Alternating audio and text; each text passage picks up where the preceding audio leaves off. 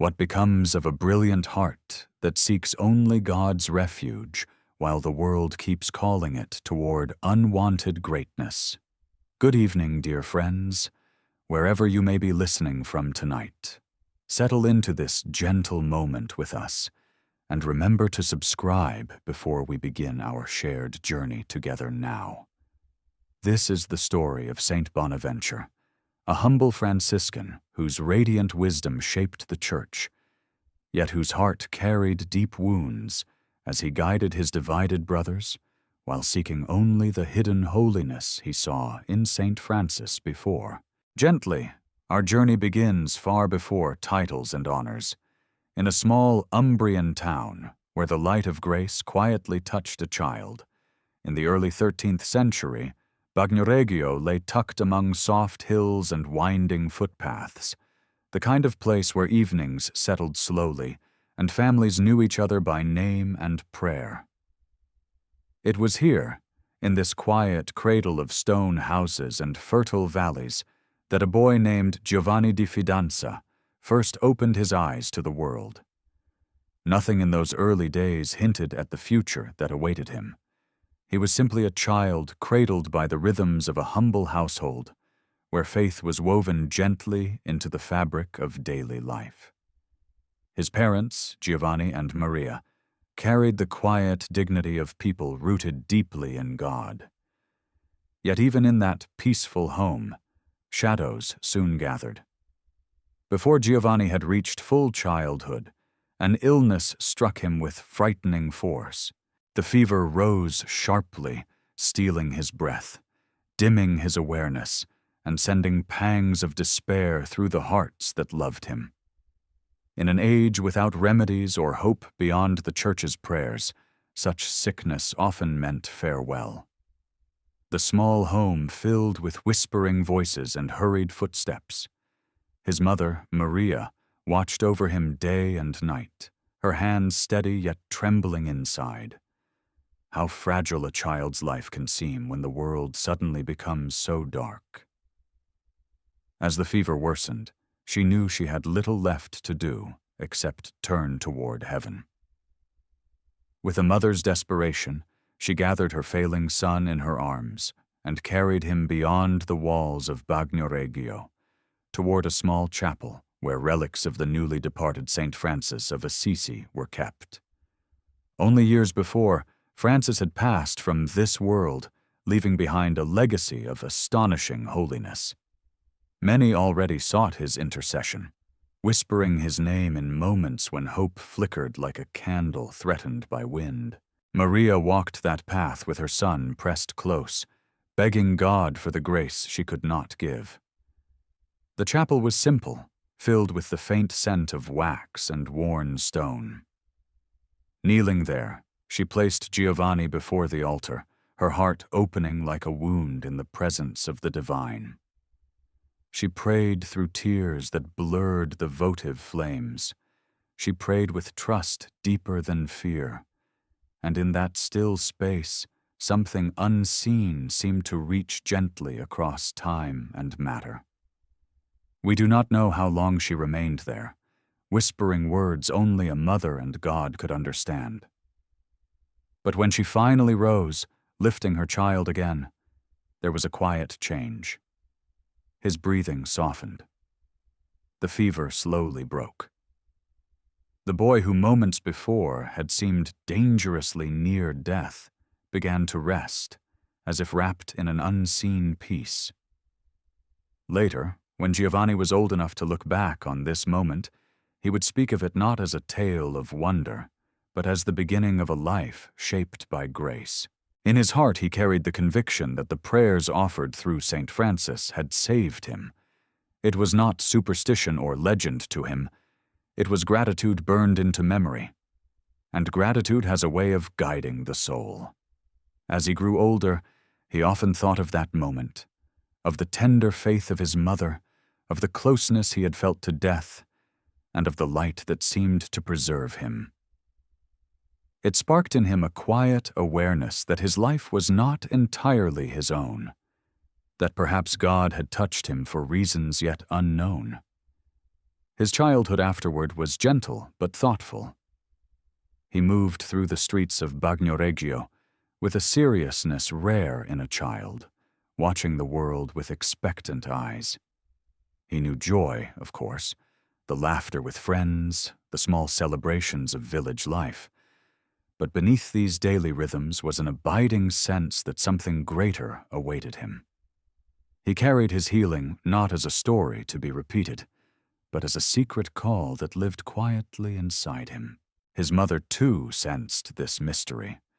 Sometimes she would pause as she watched him study, noticing a calm that never left him for long. Parents often sense the spiritual movements within their children, and Maria sensed that grace had not healed her son, only to return him unchanged to ordinary life. Yet she never pushed him.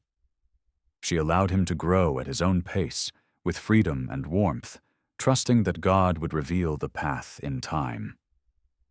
And so his early years unfolded with an unusual harmony between home, nature, prayer, and learning.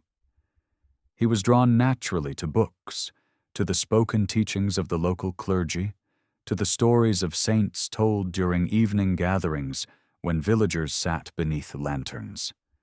His mind, awakened by grace, absorbed truth easily. It was as if the healing he had received became the soil from which wisdom could grow. But even then, he remained gentle and unassuming. Nothing in his bearing suggested the brilliance that would one day earn him the title, Doctor of the Church. For now he was only Giovanni, a boy who felt the first stirrings of a vocation he could not yet name. Time passed, and with each year he grew more aware of the delicate thread connecting his life to the intercession of the Poverello of Assisi. This awareness was not prideful. Rather, it filled him with humility and tenderness toward God's mysterious ways. How strange it is that some lives seem touched before they can even speak their own desires. Was the healing a sign? Was it a calling? Was it simply mercy? These questions floated quietly within him, soft as a distant melody he longed to hear more clearly. The first real turning point of his life had already arrived, yet from his perspective, it felt simply like being carried by loving hands. His mother's hands, St. Francis's hands, God's hands, toward a purpose he would spend years discovering. For now, though, nothing more was needed. The child lived, breathed, learned, prayed, and slowly became himself. And perhaps that is how grace works, gently, without noise, shaping the heart through gratitude and longing until it finally recognizes the one who calls. And so the boy who was saved by faith began to sense that his life was no longer his own. As the memory of his childhood healing settled like a quiet lamp in his soul, the young Giovanni began to move steadily toward the world of learning, almost as though a gentle hand were guiding him. In those days, education was not a simple path lined with books and teachers. It was a privilege offered only to those whose minds showed unusual promise or whose families sensed something rare stirring within them. For Giovanni, both seemed true. His parents encouraged his studies not out of ambition, but because they felt, deep within, that this boy had been spared for something greater than anything Bagnoregio alone could offer him. And so, with time, he began to study under the local clergy and scholars, learning Latin, the scriptures, and the foundational arts that prepared a mind for higher thought. What he absorbed was not merely information. To Giovanni, knowledge was like a window through which God's light entered. The more he learned, the more he sensed a sweetness behind every word, a trace of divine order shimmering beneath the surface of things. His teachers noticed quickly that he possessed not only intelligence, but a remarkable serenity. He listened with the patience of one who already knew that truth is approached slowly, like a pilgrim approaching a holy shrine. This inner stillness, combined with a sharp intellect, made him stand out among his peers. Yet the young Giovanni took no pride in his gifts. Instead, he wondered, quietly and often, why God had given him a mind that reached so easily toward understanding. Was it meant for service, for contemplation, for something he could not yet imagine? These questions ripened within him as he grew into adolescence, and the world of study opened further before him. The Church, recognizing his abilities, encouraged him toward deeper learning. It was a time when Europe was awakening intellectually, when universities were beginning to flourish as centers of theological debate, philosophical inquiry, and spiritual exploration. For a young mind like Giovanni's, there could be no better soil. Slowly, he began to study more intensely, spending long hours contemplating Scripture and the mysteries of divine truth. He read the writings of the Fathers, pondered the meaning of creation, and traced the outlines of metaphysics and ethics. Each new discovery drew him not toward pride, but toward gratitude. The memory of St. Francis healing him as a child had become a compass in his heart, and that compass kept pointing him not toward prestige, but toward God. There were days when he felt overwhelmed by the immensity of what he was learning. How could a finite mind grasp the infinite? How could a young boy from a small Italian town dare to think about the mysteries of existence? Yet these moments of trembling only deepened his trust. If God had preserved his life, then surely God would also guide his understanding.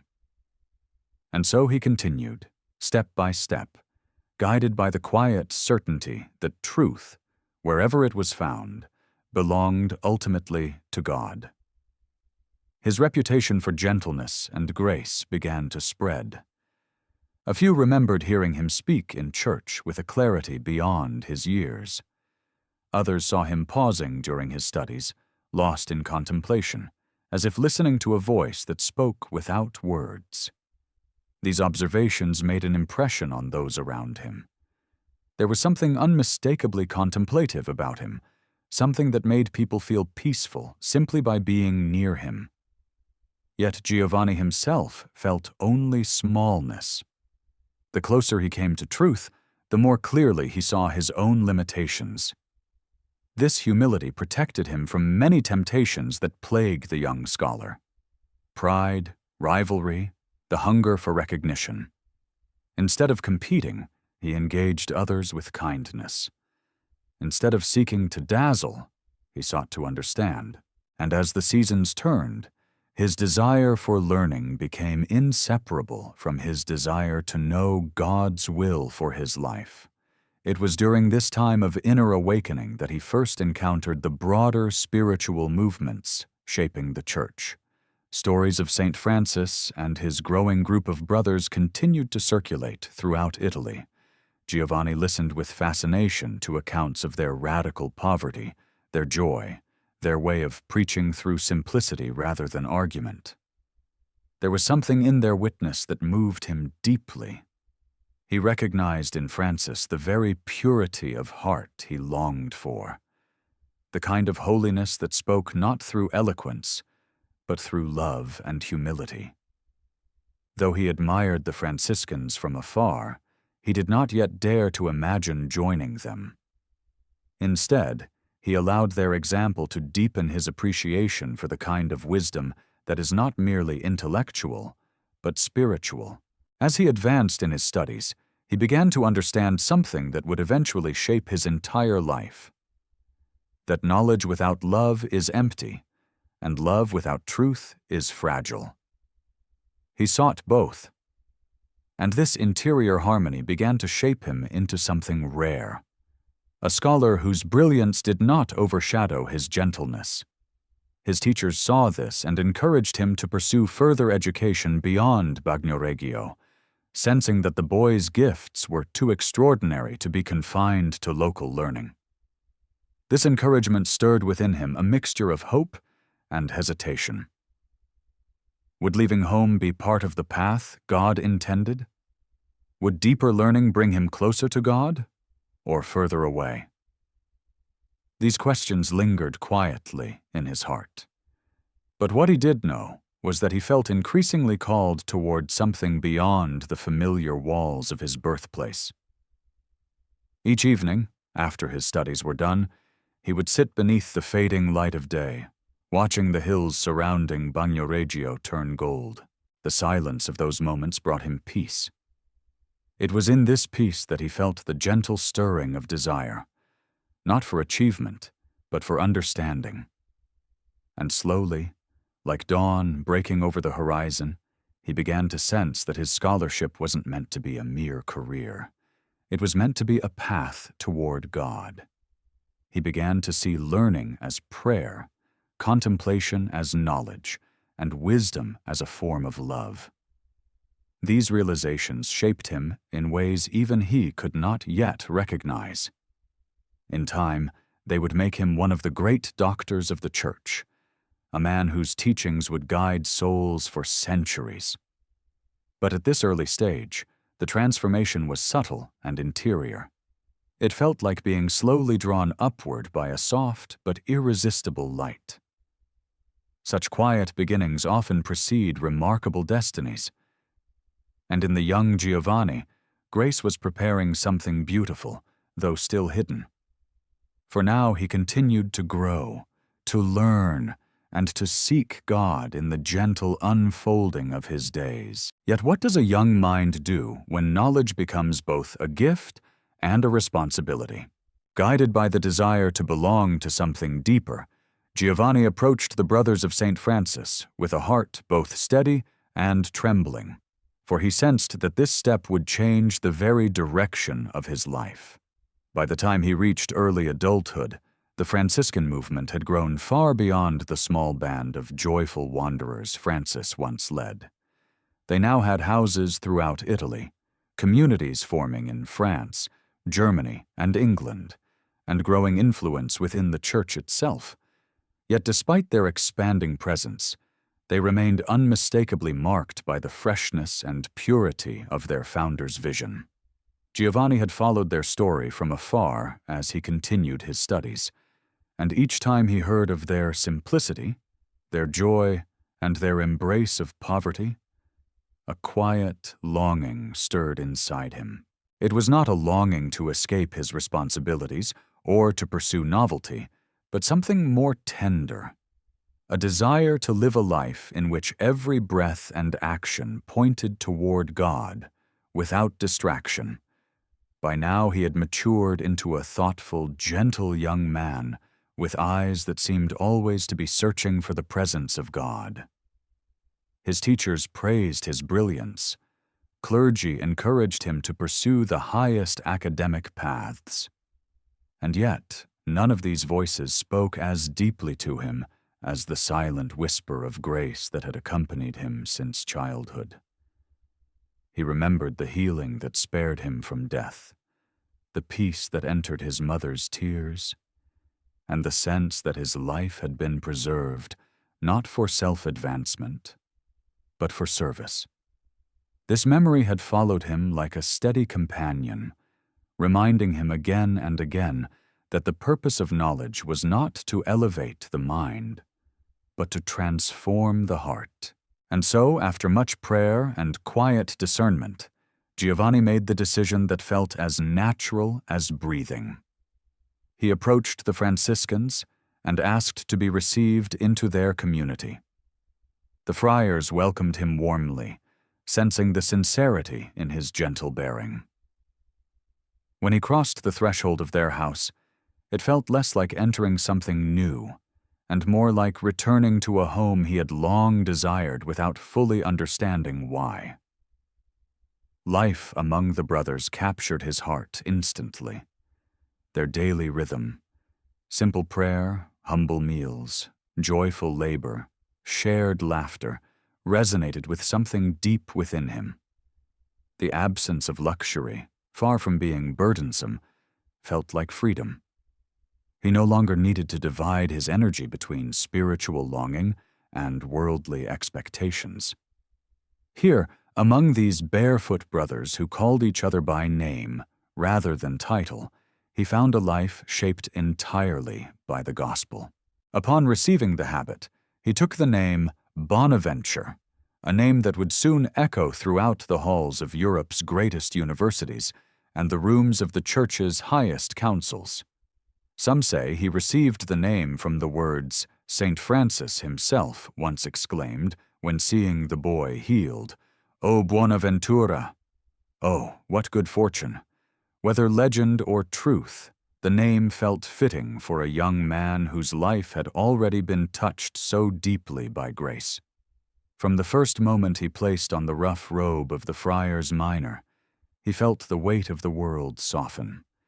He embraced the vow of poverty with sincerity, grateful to live without possessions, trusting in God to provide each day's needs just as he had provided his life.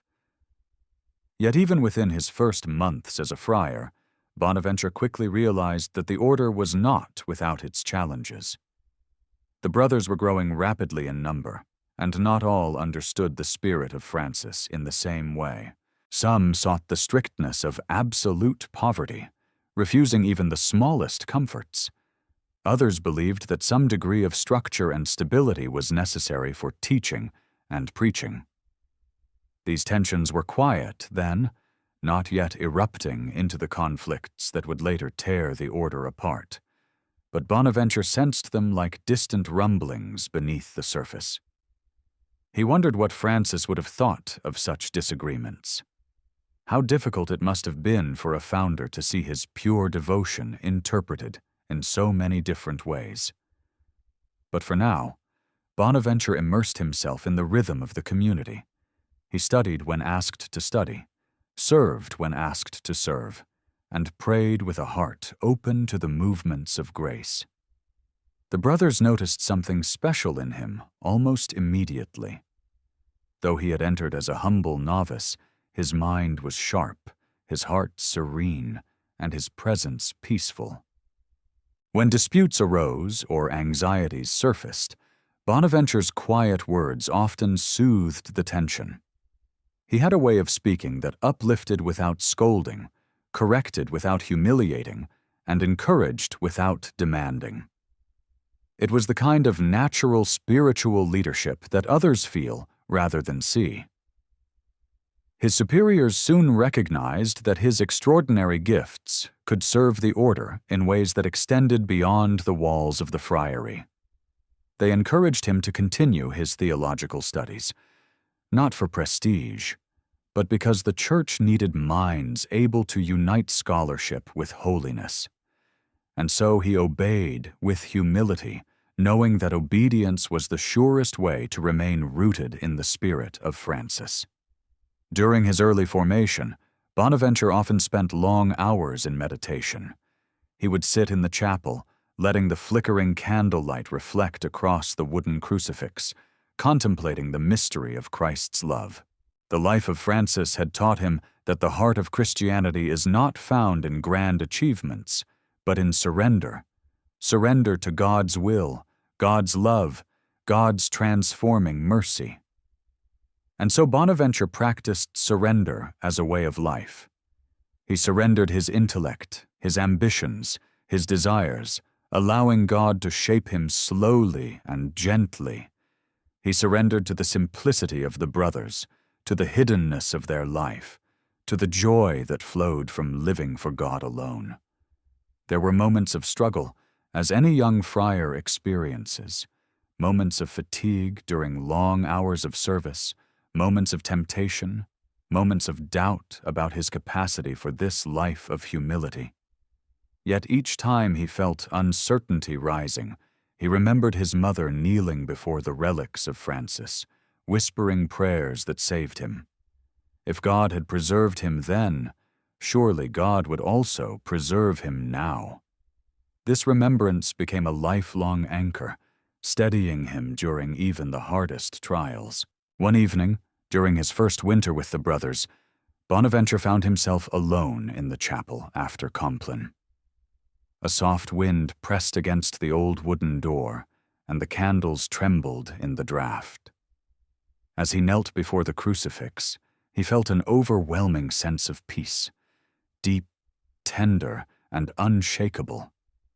It was as if Christ himself were speaking without words, assuring him that this was the path he was meant to walk. The future remained hidden, but that moment of quiet certainty stayed with him for the rest of his life. In the months that followed, his dedication deepened. His studies continued, his prayer flourished, and his reputation grew among the friars. He became known for his capacity to unite simplicity with wisdom, contemplation with clarity, and humility with intellect. Even the older brothers sought his counsel, though he remained a young student. The Spirit was clearly forming him for something great, though Bonaventure himself desired only to remain small. The day he professed his final vows, he felt the weight of the commitment settle upon him like a cloak woven of both responsibility and joy. He promised to live in obedience, poverty, and chastity for the rest of his life, knowing that such promises were not merely words, but a total offering of his heart to God. And simplicity, for Bonaventure, would soon become both a sanctuary and a burden. With his robes still new and his heart still humble, Bonaventure was sent into the great world of learning, a world far different from the quiet chapels and simple meals of Franciscan life. The University of Paris awaited him, that vast and restless hive of thought where scholars from across Europe gathered to wrestle with the mysteries of God, creation, and the human soul. To many, it was a place of ambition and heated debate, but for Bonaventure it was something quieter, something sacred. He saw the university not as a battleground of intellects, but as a vineyard in which he was called to labor, cultivating the fruit of wisdom for the glory of God. And yet, as he crossed the threshold into Paris, he could not help feeling a small tremor in his heart. How could a friar clothed in poverty stand among the most brilliant minds of Christendom? Paris in the mid-13th century was alive with movement. Students clustered in narrow streets, debating theology with passionate intensity. Professors walked in procession to their lectures, robes flowing, followed by groups of disciples carrying ink-stained manuscripts. The smells of bread, ink, damp wool, and burning tallow mingled in the air. To the young friar, it was a world both exhilarating and overwhelming, but he entered it with the gentleness that marked his every step. Soon he found himself studying under the great Franciscan theologian Alexander of Hales, a man whose vast intellect was matched only by his reverence for the mysteries he explored. Under Alexander's guidance, Bonaventure learned to see theology not as a science of arguments, but as a ladder rising toward God, a path of illumination in which every truth leads the heart upward. Day after day he immersed himself in study, but always with prayer close at hand. The other students noticed that he was different from most scholars. While others argued fiercely over subtle distinctions, Bonaventure listened with patience, speaking only when clarity was needed. He never raised his voice in dispute. Instead, he carried a peaceful presence that softened even the sharpest debates. Many felt that being near him made them better, more restrained, more thoughtful, more aware that wisdom is something to be received rather than grasped. During these early years in Paris, Bonaventure formed a friendship that would echo through the centuries. His bond with Thomas Aquinas, the Dominican, who would also become a doctor of the Church. Though their intellectual paths differed, Thomas seeking truth through rigorous philosophical reasoning, Bonaventure through the contemplative ascent of the soul. The two men held deep respect for one another. In the bustling streets and lecture halls, the two young friars walked side by side, discussing the mysteries of grace, the nature of God, the meaning of holiness. Their friendship became a testimony to the unity possible between different charisms within the Church, each complementing the other like two wings, lifting the mind toward heaven. As Bonaventure advanced in his studies, he continued to live with the simplicity of a friar, refusing any comfort that might distract his heart from God. He rose early, prayed with his brothers, and walked long distances between the friary and the university. His dedication to both scholarship and Franciscan humility soon caught the attention of his superiors, who encouraged him to pursue teaching. And so, still young, but already possessing a depth of insight, rare even among seasoned theologians, he began to lecture. Students flocked to hear him. They said his teaching did more than instruct. It inspired. He spoke with clarity, yes, but also with warmth, weaving intellect and devotion into a single thread. When he explained a doctrine, he did not merely analyze it. He revealed its beauty, its fragrance, its meaning for the soul seeking God. He never sought applause or admiration. Instead, he taught as one who understood that every insight was a gift to be offered back to its giver. Yet even amid the growing recognition, Bonaventure remained profoundly humble. Many professors became consumed with status and influence, but he remained grounded in his Franciscan identity. He ate simple meals, wore the same patched robe year after year, and spent long hours in prayer before the crucifix. Those who knew him well often said that he studied not to know more, but to love more. For him, knowledge and holiness were inseparable. To understand God more deeply was to surrender more fully to his love. There were moments during these years when the intensity of academic life pressed heavily on him. The university was filled with disputes between competing philosophical schools, rivalries between orders, and debates over interpretations of Aristotle and Augustine. Sometimes pride overshadowed truth, and ambition clouded charity. Bonaventure often felt sorrow when he witnessed scholars using theology as a weapon rather than a path to holiness. But instead of withdrawing, he responded with patience and gentleness. His presence reminded others that true wisdom flowers only where humility is planted. In quieter moments, when lectures were finished and students dispersed into the busy streets, Bonaventure would slip into the friary chapel, kneeling before the flickering candles. He would remain for long stretches of time, his mind resting in contemplation, his heart lifting toward the one whom all his studies sought to know. These moments of prayer gave him strength and clarity. They kept his heart rooted in the simplicity of the gospel, even as his intellect soared through the highest corridors of theological inquiry. Over time, the university community began to recognize that Bonaventure was not simply intelligent. He was luminous. There was a radiance in him that did not come from books, but from grace. One professor remarked that listening to him was like hearing a gentle stream flowing over stones, smoothing rough edges and refreshing the weary. Another said that he possessed a gift for making difficult truths feel like familiar friends. And indeed, his ability to unite clarity with tenderness became the hallmark of his teaching. Yet for all this, Bonaventure felt a quiet tension within himself.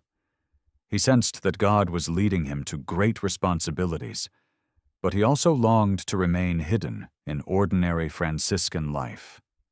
The memory of St. Francis haunted him, not as reproach, but as a call to simplicity. He admired the Poverello deeply, and often wondered how Francis would have walked these halls of intellect.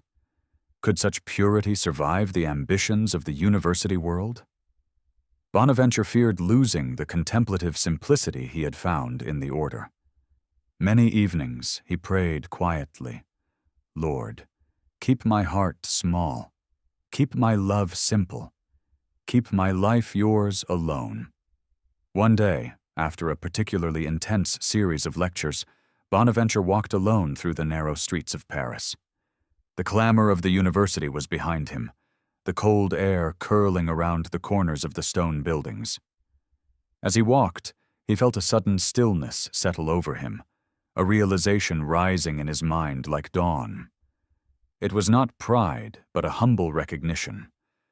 God had gifted him with a mind capable of great things, not for his own sake, but for the church, for the order, for souls seeking truth. He realized then that his learning was not a path away from God, but the very path God had prepared for him. And in that quiet street, something opened in him, an acceptance, a willingness to carry the gift he had been given, even if it meant walking a harder road. The scholar within him bowed before the friar within him, and both bowed before God. The quiet realization that he had become one of the greatest minds in Christendom filled him not with pride, but with trembling, for he knew greatness often carries a heavy cross. But even the highest halls of learning cannot quiet a heart longing for holiness. While Bonaventure's days in Paris unfolded with a steady grace, the Franciscan Order that had welcomed him with such warmth was quietly entering a time of inner trembling. What had begun as a small fraternity of poor brothers walking barefoot through the hills of Umbria had, within a few decades, grown into one of the most influential religious movements in Europe. With growth came blessings, but also tensions that neither Francis nor his earliest companions could have foreseen. And so, while Bonaventure taught with gentleness and clarity in the lecture halls, a storm was forming in the spiritual home he loved so deeply. It began with questions, subtle at first, then louder. How should the brothers interpret the poverty of St. Francis? Should they own nothing at all, not even their houses? Should they accept the responsibilities that came with teaching positions at universities? Would such involvement lead them away from the simple gospel Francis had preached? Among the brothers, two general factions emerged. The spirituals, fiery and uncompromising, desired absolute poverty, insisting that anything less would betray the vision of their founder. The conventuals, calmer and more pragmatic, argued that a growing order required structure, resources, and some degree of stability to carry out its mission of preaching and teaching. These disagreements may seem small from afar, but within a community bound by vows, they cut deep. Brothers who prayed together now found themselves debating passionately over what it meant to live the Franciscan life faithfully. The very memory of Francis, his poverty, his simplicity, his love for Christ, became a weapon used on both sides. Each group claimed to be the true heirs of his spirit, and each accused the other of abandoning it. When Bonaventure first heard of these conflicts, he felt an ache within him. He had joined the order because he believed it was a living expression of the gospel, a place where the humility of Christ walked in bare feet across the earth. To hear of divisions among the brothers felt like hearing of a family breaking apart. Yet the conflict was not merely intellectual. It touched the heart of what it meant to be a Franciscan. Bonaventure understood both sides, and perhaps that was part of his sorrow. He admired the fervor of the spirituals, their burning desire to imitate Francis. But he also recognized the wisdom in the conventual approach, the understanding that the order now carried responsibilities Francis himself could never have imagined. One evening, after a day of teaching, he was sitting in the friary refectory when two brothers entered in the middle of a heated argument. Their voices echoed in the hall, sharp and pained, until one of them invoked Francis's poverty as an accusation against the other. Bonaventure looked up from his meal, his heart tightening. He saw not two men discussing a principle, but two wounded souls grasping for certainty. In their eyes, he glimpsed something tragic. Both genuinely loved Francis, and yet both had become blinded by their own interpretation of his way. That moment remained with Bonaventure, a quiet warning of the turbulence spreading through the order. As months passed, the disagreements grew more pronounced. Letters circulated. Chapters were held in tension. Brothers whispered about one another, each side suspicious of the other's motives. Many of these disputes reached the University of Paris, where the Franciscans were already prominent members of the academic faculty. Rival religious orders sometimes fueled the conflict, hoping to weaken the influence of the friars minor. Bonaventure watched these dynamics with a sorrow that deepened daily. He longed for the simplicity he had known when he first entered the order. The peaceful prayers at dawn, the shared bread, the sense of brotherhood that made every hardship light. Now that unity felt threatened, and those who should have been united under the gospel were drifting into camps. He prayed often during these years for peace, kneeling before the crucifix late into the night after finishing his lectures. He asked for clarity, for mercy, for the grace to remain faithful to the vision of humility that had first drawn him to Francis.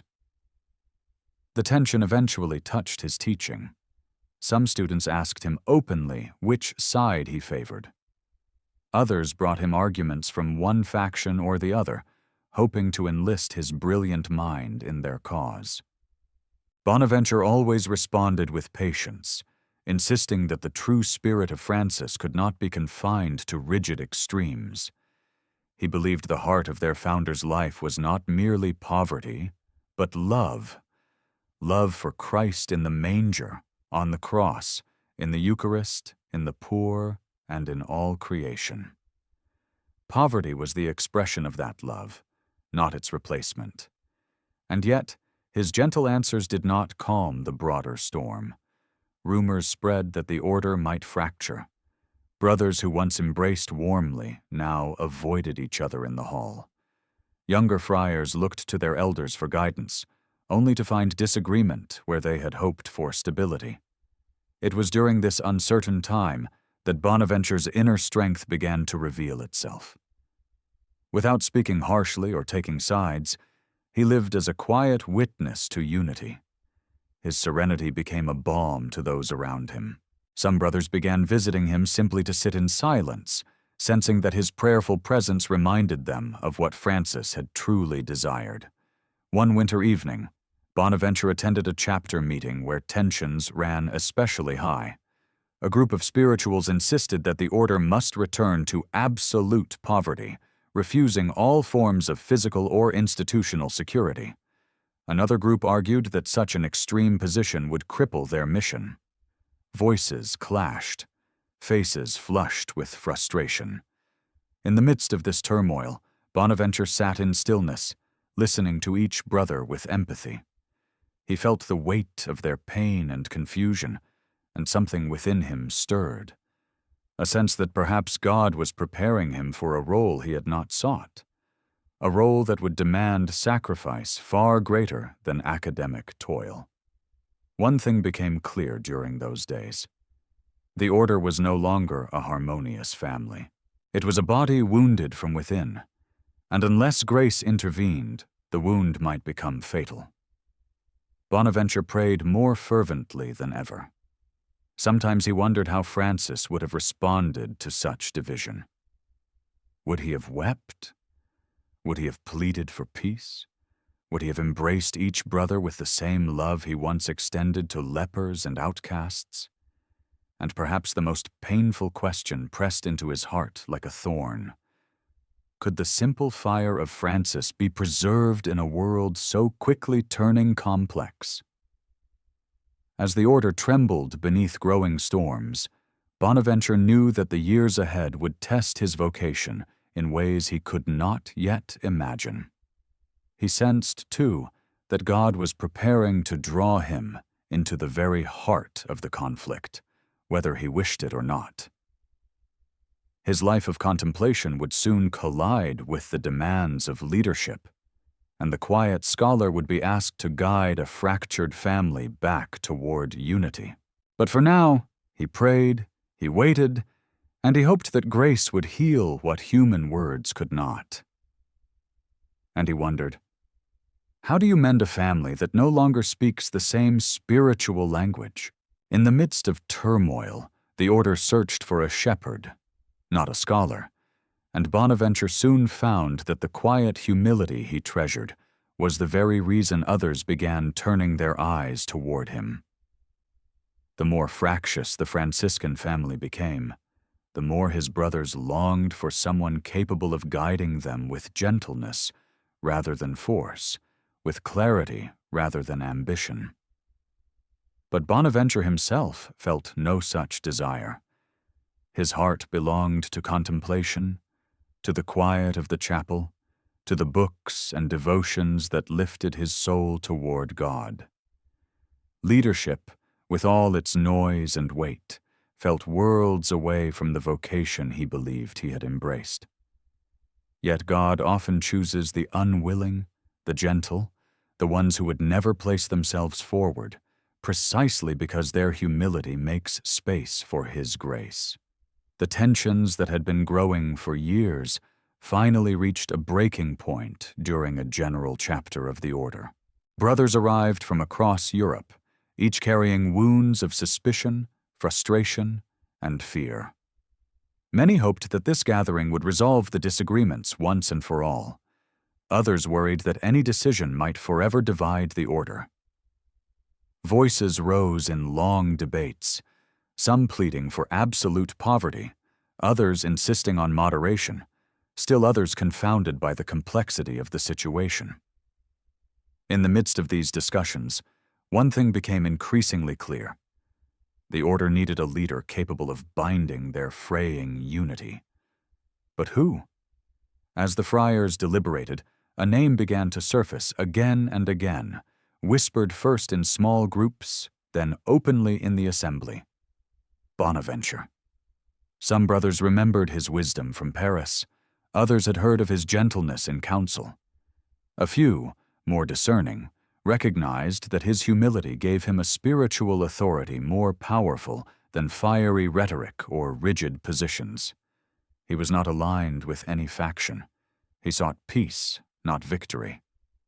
His mind was luminous, but his heart remained rooted in the simplicity of Francis.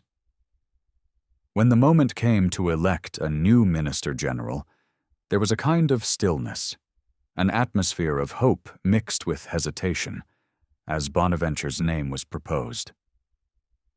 To him, the announcement felt like a blow.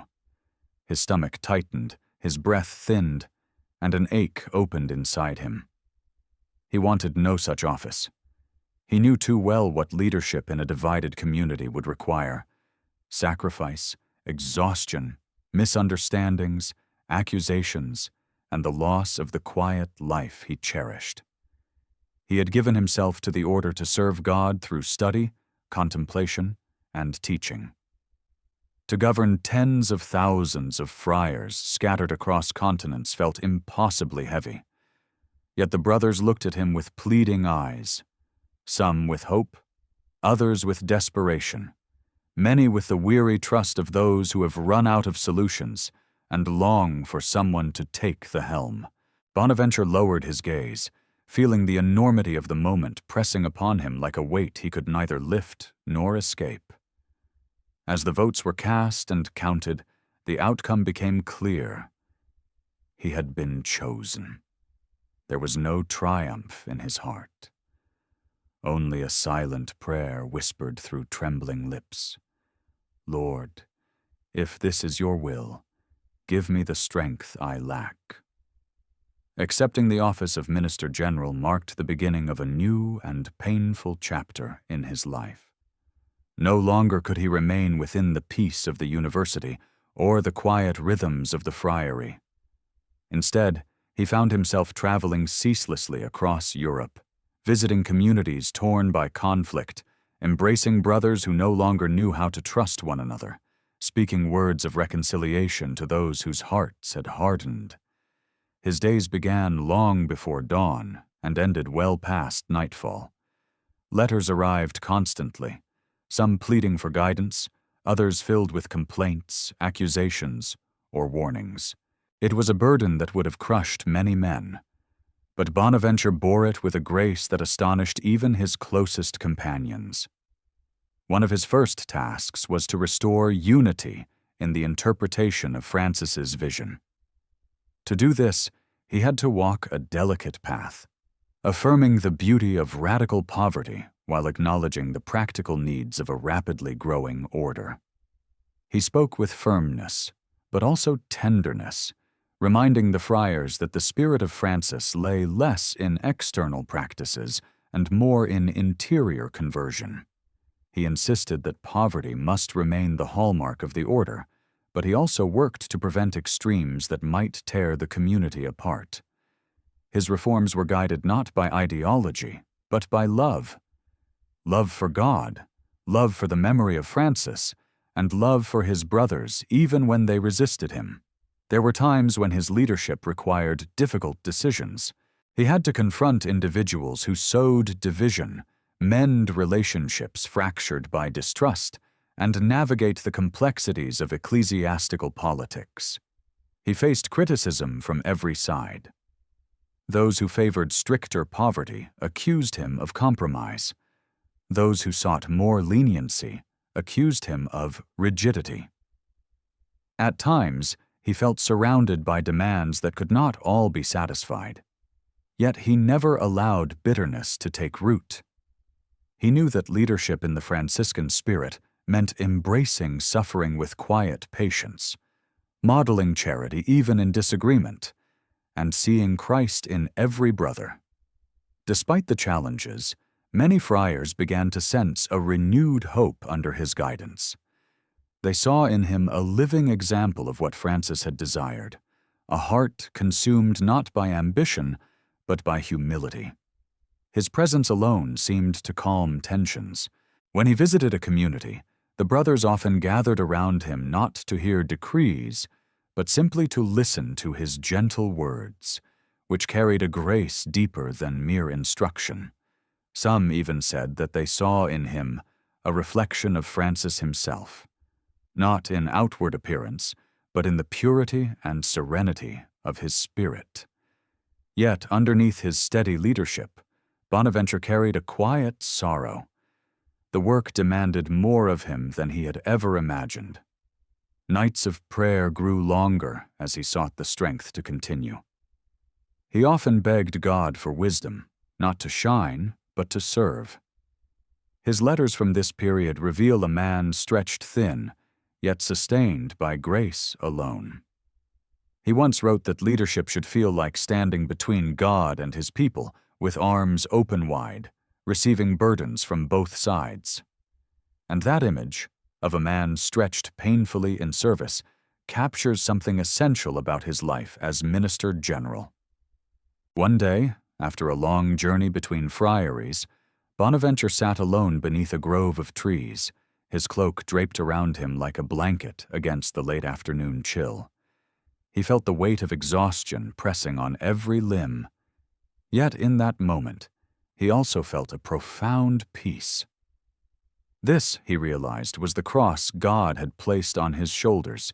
He had not chosen it, did not want it, but he would carry it because love required nothing less. In that stillness, he understood that leadership was not glory.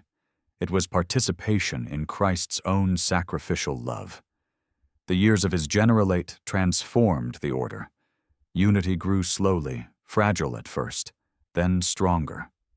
The friars, once divided and suspicious, began to trust again. They saw in their leader not a commander, but a brother who walked beside them with compassion. Bonaventure gave them not only direction, but hope. And yet, even in the midst of these accomplishments, he knew that peace within the order would always require vigilance, gentleness, and grace far beyond his own. That knowledge humbled him continually, reminding him that he was only an instrument in the hands of God.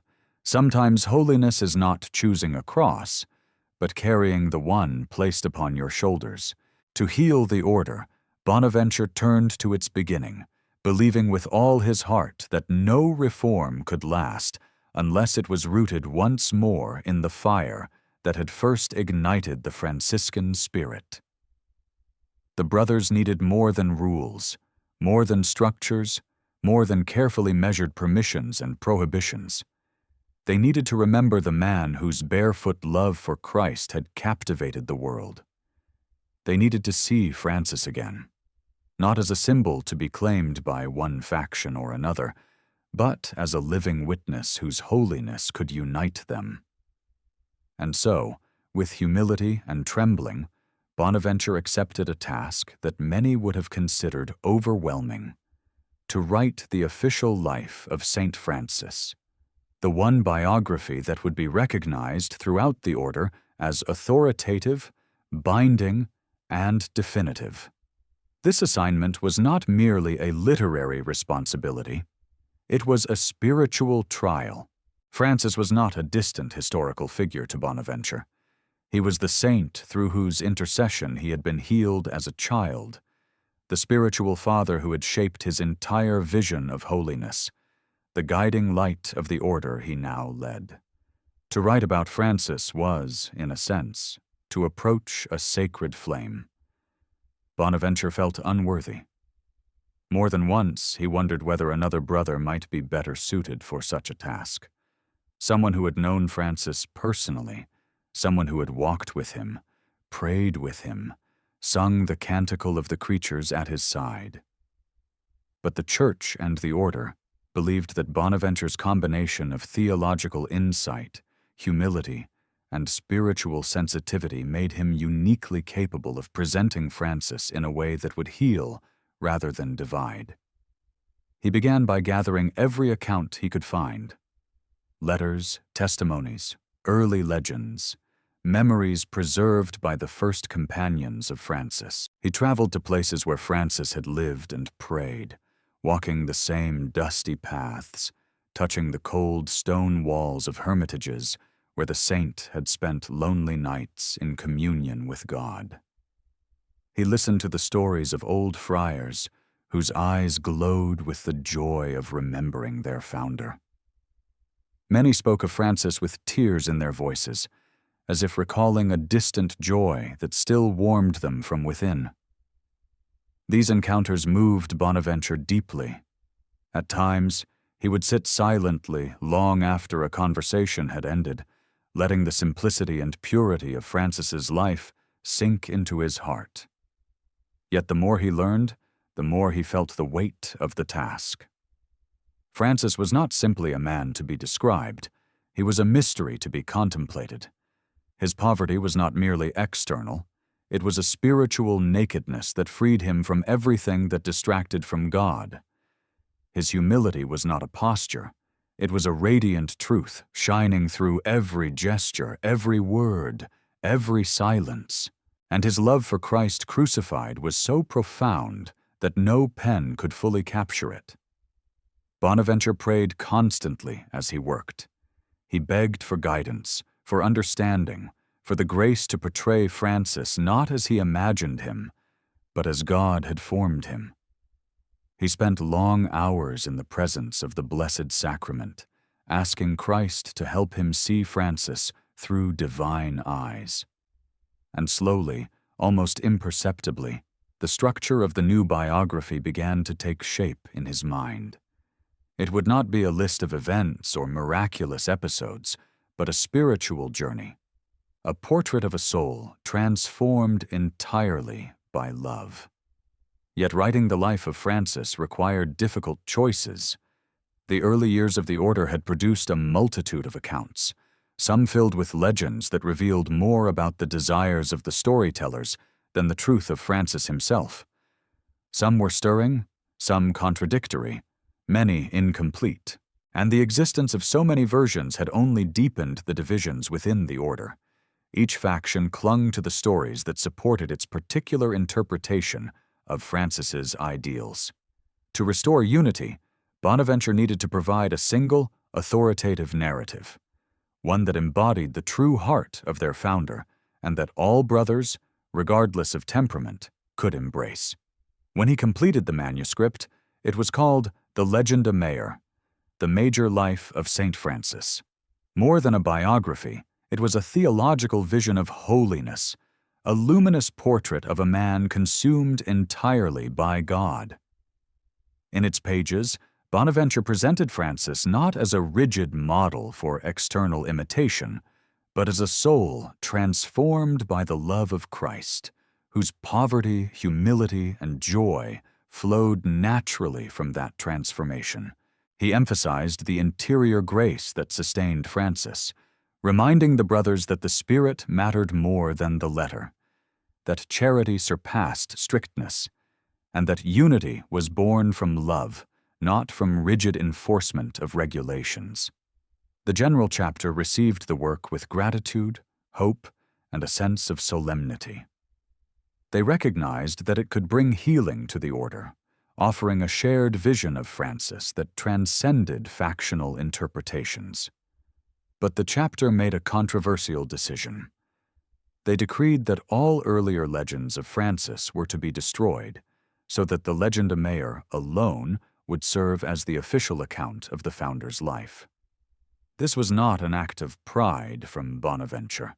Indeed, it pained him, but a step meant to restore unity.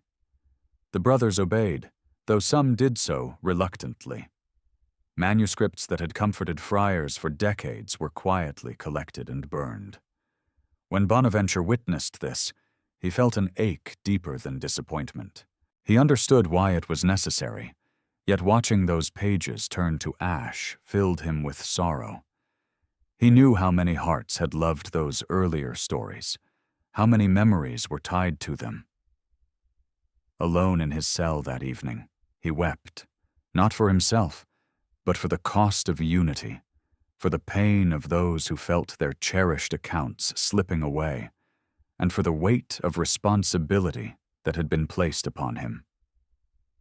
Yet even in his sorrow, he clung to faith.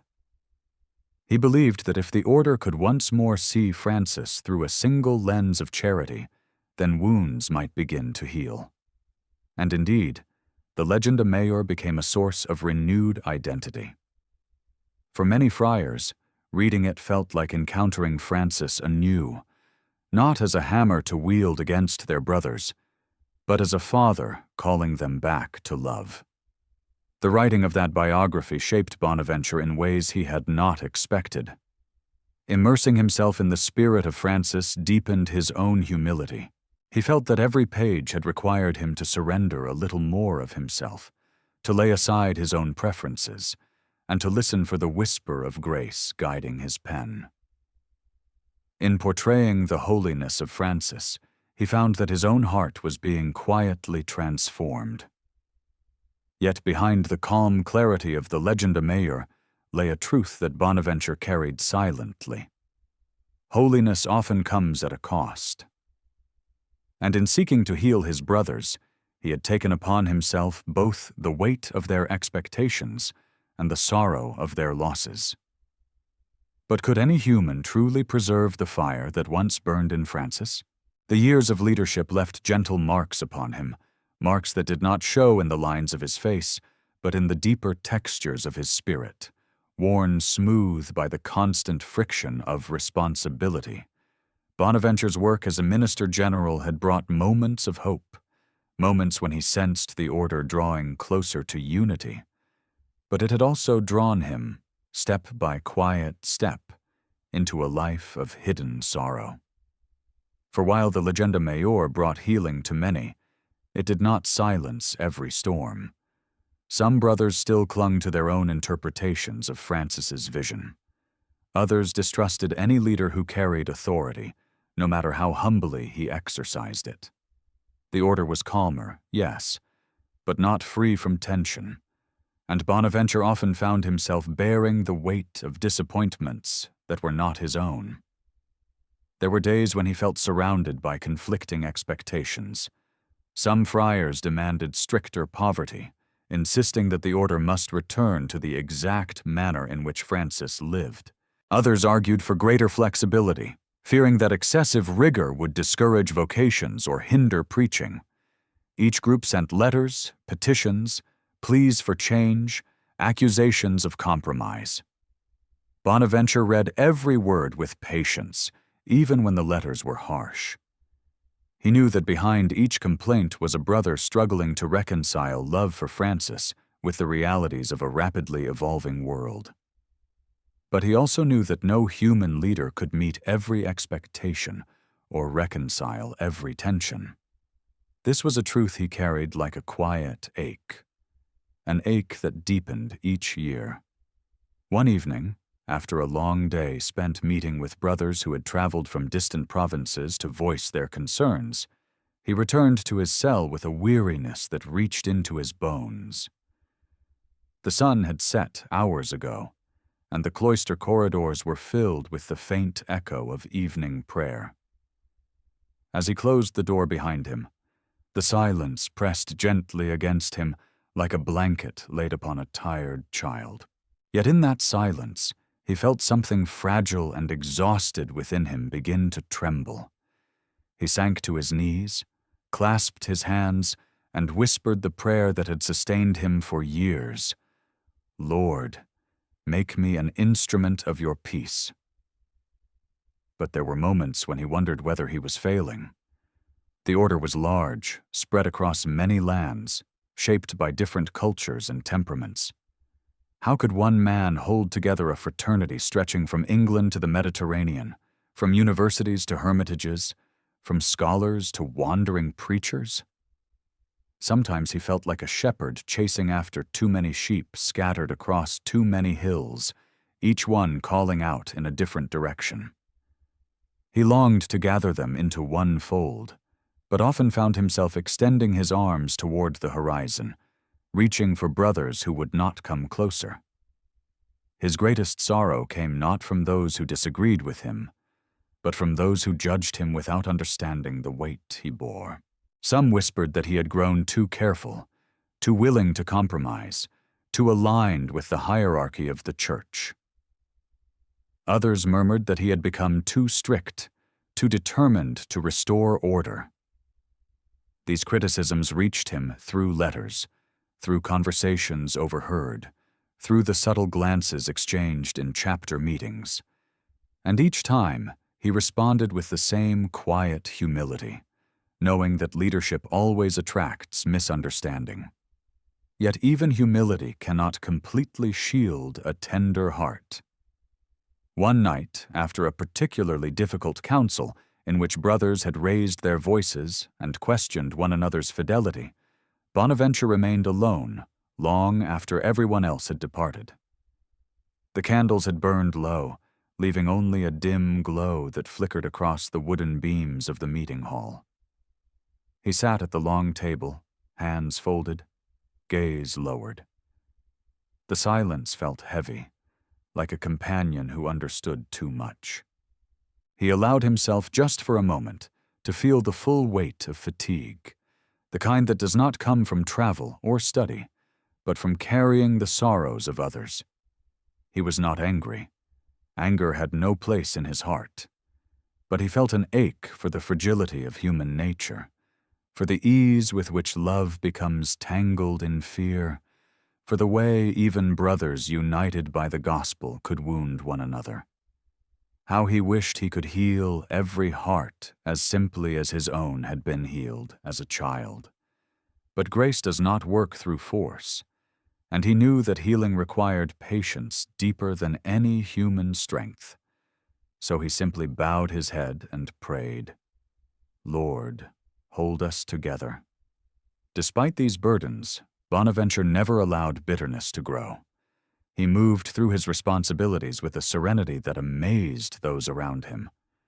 Many friars said that he brought peace with him wherever he went, as though the Spirit rested quietly upon his shoulders. When he visited communities, brothers often gathered around him simply to listen, not because of authority, but because of the humility in his voice. His presence reminded them of Francis, not the fiery founder of legends, but the gentle father who carried the joy and wounds of Christ within him. And yet, the loneliness of authority remained. It was a loneliness Francis himself had known, the loneliness of trying to guide hearts that sometimes resisted being guided.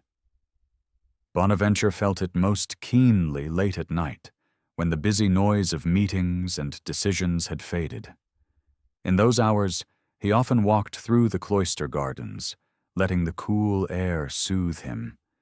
He would pause beneath the trees, listening to the distant sounds of the world settling into sleep, and feel again the deep longing that had defined his life, the longing for simple holiness, for the hidden life of prayer he had once imagined his vocation would be.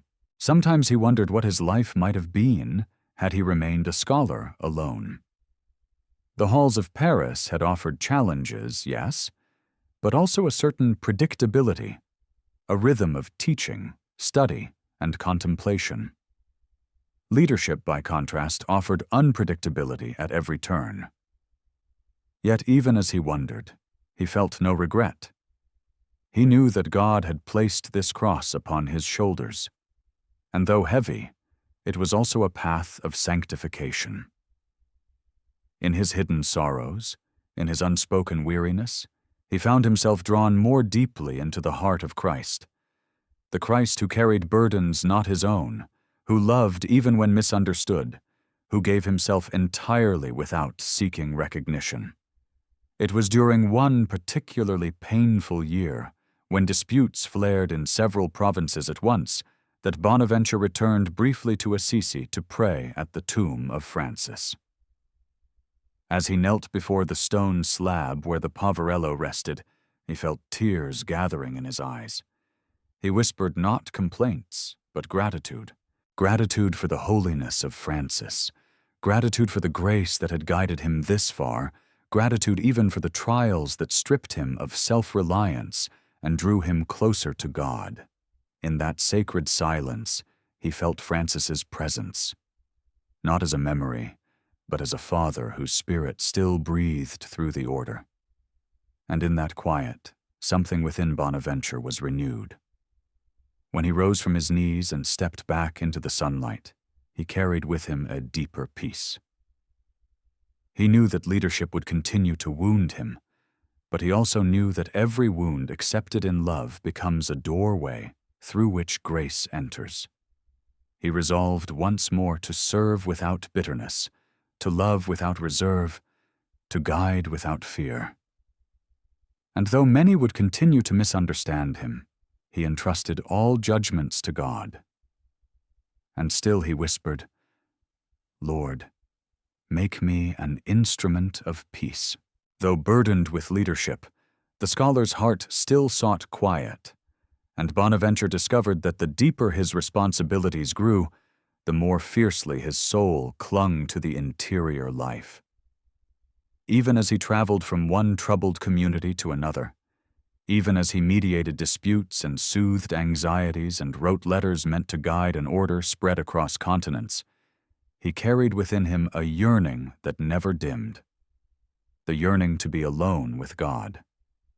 It was this quiet longing that eventually drew him into deeper theological reflection, inviting him to express in words the profound truths that had slowly taken shape within his heart since childhood.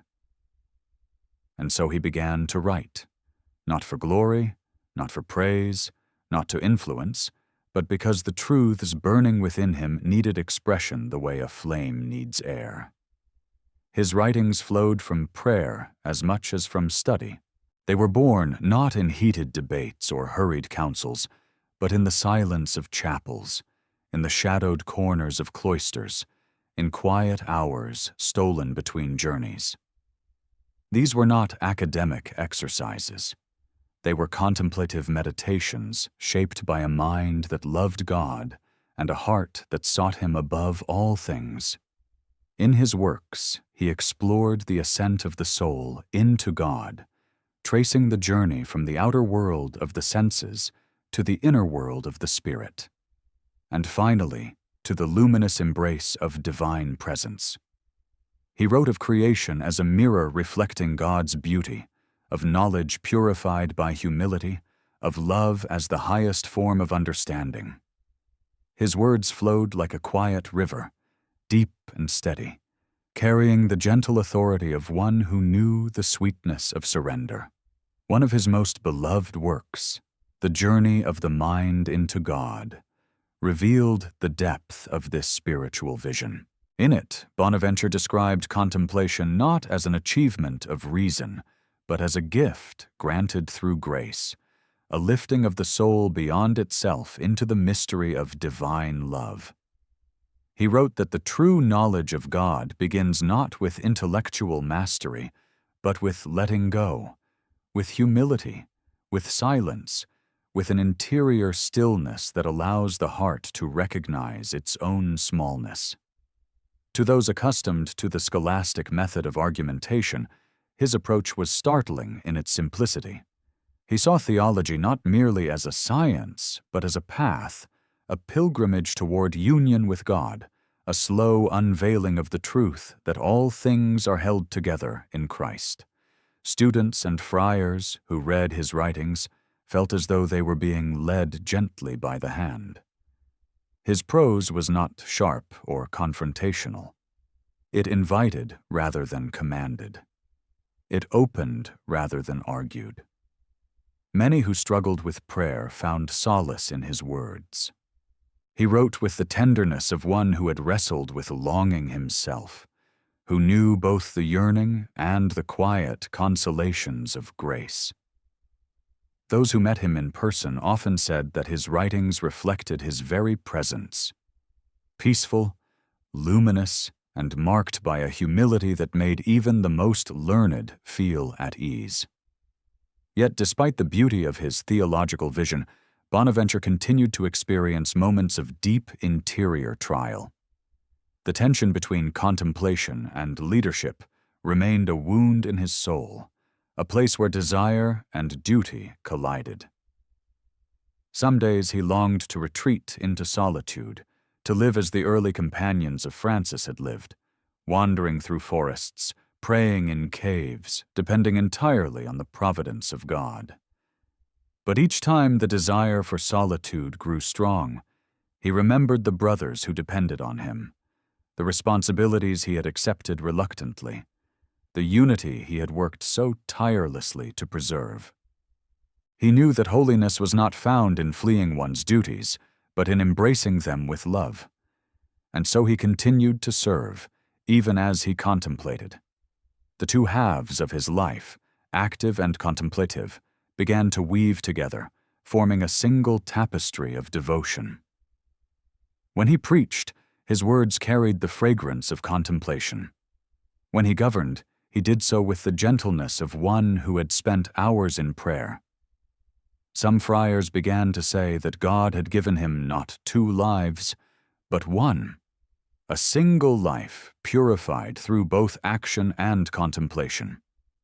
Still, the longing for God remained like a low-burning flame beneath everything he did. One evening, after returning from a long journey of mediation between 2 quarreling communities, Bonaventure entered the friary chapel to pray. The candles had burned down, leaving only their soft red embers. The air was still, and the stone floor felt cool beneath his knees. He remained there for a long time, his thoughts drifting not toward the problems that awaited him the next day, but toward God. God in the silence, God in the shadows, God in the quiet space between breaths. It was then that he experienced one of the most intimate moments of his spiritual life, a moment he would never describe in detail, but that would remain with him until his death. As he knelt before the tabernacle, he felt his heart open completely, as though a veil had been lifted inside him. A tenderness washed over him, not emotional, but deeply spiritual, a sense of being held, known, and loved by a presence far beyond his understanding. He understood in that moment what he had written so often, that the soul does not ascend to God through effort alone, but through surrender. He felt utterly small, like a child resting in the embrace of a father, yet in that smallness, he felt an indescribable freedom, a joy that did not depend on circumstances, a quiet assurance that every burden he carried had meaning in God's eyes. When he finally rose from prayer, he carried that moment like a hidden jewel in his heart. It sustained him during long journeys, heavy counsels, and painful misunderstandings. He returned to his responsibilities with renewed gentleness, knowing that his leadership flowed not from his own strength, but from God's mercy. Over time, this profound experience deepened his vision even in his intellectual work, reminding him continually that true wisdom is born in humility, and that humility is born in prayer. Readers of his writings sensed this depth. Many would later say that Bonaventure's theology carried a warmth, a glow, a musicality that distinguished it from the sharper, more analytical works of his contemporaries. It was as though light had passed through his soul before touching his pen. In his works on the life of grace, on the crucified Christ, on the love of God poured into the soul, there was always an undercurrent of tenderness, as if he were guiding others toward the same quiet intimacy he himself had experienced. Meanwhile, the Church began to take notice. Scholars admired his clarity. Preachers drew inspiration from his devotion.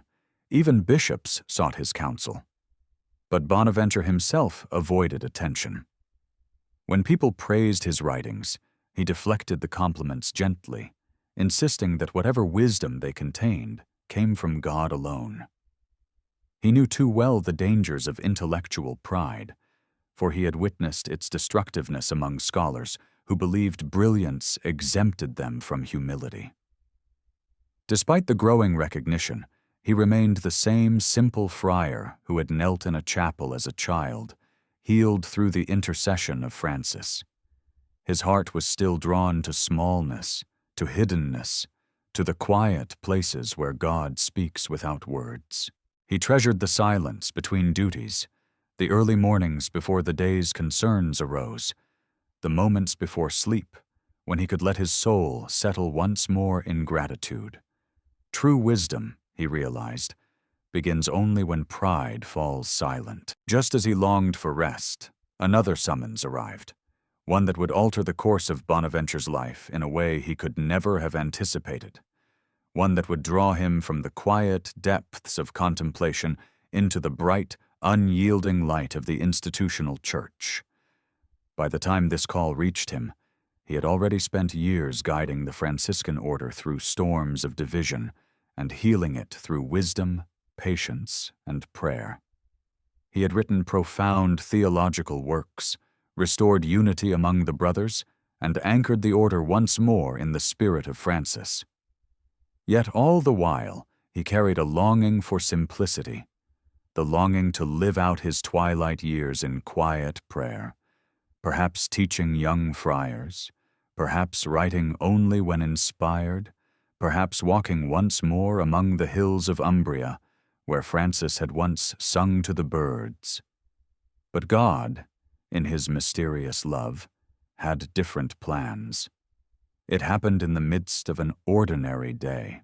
Bonaventure was at a friary, helping with some simple household tasks, content in the quiet rhythm of communal life. Some accounts say he was washing dishes, others say he was scrubbing pots outside. Whichever the exact details, the essence remains. He was engaged in the humble work that had always brought him peace when the world outside demanded too much of him. His sleeves were rolled, his hands wet, his mind likely resting in silent prayer. And then, unexpectedly, a group of papal envoys arrived. The scene, witnessed by several astonished friars, would later become one of the most enduring images of Bonaventure's life. The envoys had been sent by Pope Gregory VI, bearing the news that Bonaventure had been appointed Cardinal and Bishop of Albano. It was an honor of enormous weight, a position granted only to those the Church considered indispensable for its governance and spiritual guidance. And yet, when they arrived, they found the future cardinal standing over a basin of water, calmly washing dishes. When the envoys presented him with the message, he did not react with shock or pride. Instead, in the same spirit of humility that had defined his entire life, he asked them to place the cardinal's hat on the branch of a nearby tree until he had finished his task. Only after completing his work did he dry his hands, step outside, and greet them with the quiet, dignified acceptance of one who sees every moment, whether scrubbing pots or receiving ecclesiastical dignity, as an opportunity to serve God. This moment, remembered with affection for centuries, reveals the very heart of Bonaventure, a man incapable of separating greatness from humility, authority from service, duty from love. But once the envoys left and the reality of the appointment settled over him, sorrow entered his heart. He had not sought this honor. He had not desired it. In fact, he had quietly prayed that others might be chosen in his place. He knew that the office of cardinal would draw him deeper into the complexities of church politics, into diplomatic negotiations, into councils and commissions that left little space for contemplation. And yet, he also knew that obedience was at the center of Franciscan life. If the Pope called, he must answer, not with resistance, but with humble surrender. As news of his appointment spread, his brothers responded with a mixture of pride and sorrow. Some rejoiced, believing that the Church recognized his holiness and wisdom. Others grieved at the thought of losing him, fearing that the order would once again feel the pull of division without his steady presence. Bonaventure himself felt both joy and pain. Joy, because serving the Church was serving Christ. Pain, because he sensed that this new call would cost him the quiet life his heart cherished. In the days that followed, he prepared for his new responsibilities with a serenity that impressed even those who knew him best. He continued his duties as Minister General until the transition could be completed, offering guidance to the friars, writing letters of counsel, and encouraging unity among the brothers. But inwardly, he prayed that God might grant him strength, not the strength of public authority, but the inner strength to remain humble, gentle, and rooted in charity amid the pressures of episcopal life. As cardinal, his responsibilities widened dramatically. He became intimately involved in the life of the Church at large, a church facing enormous challenges: political instability, tensions between East and West, and the need for spiritual renewal. Pope Gregory VI relied heavily on him, consulting him on matters of theology, diplomacy, and ecclesiastical governance.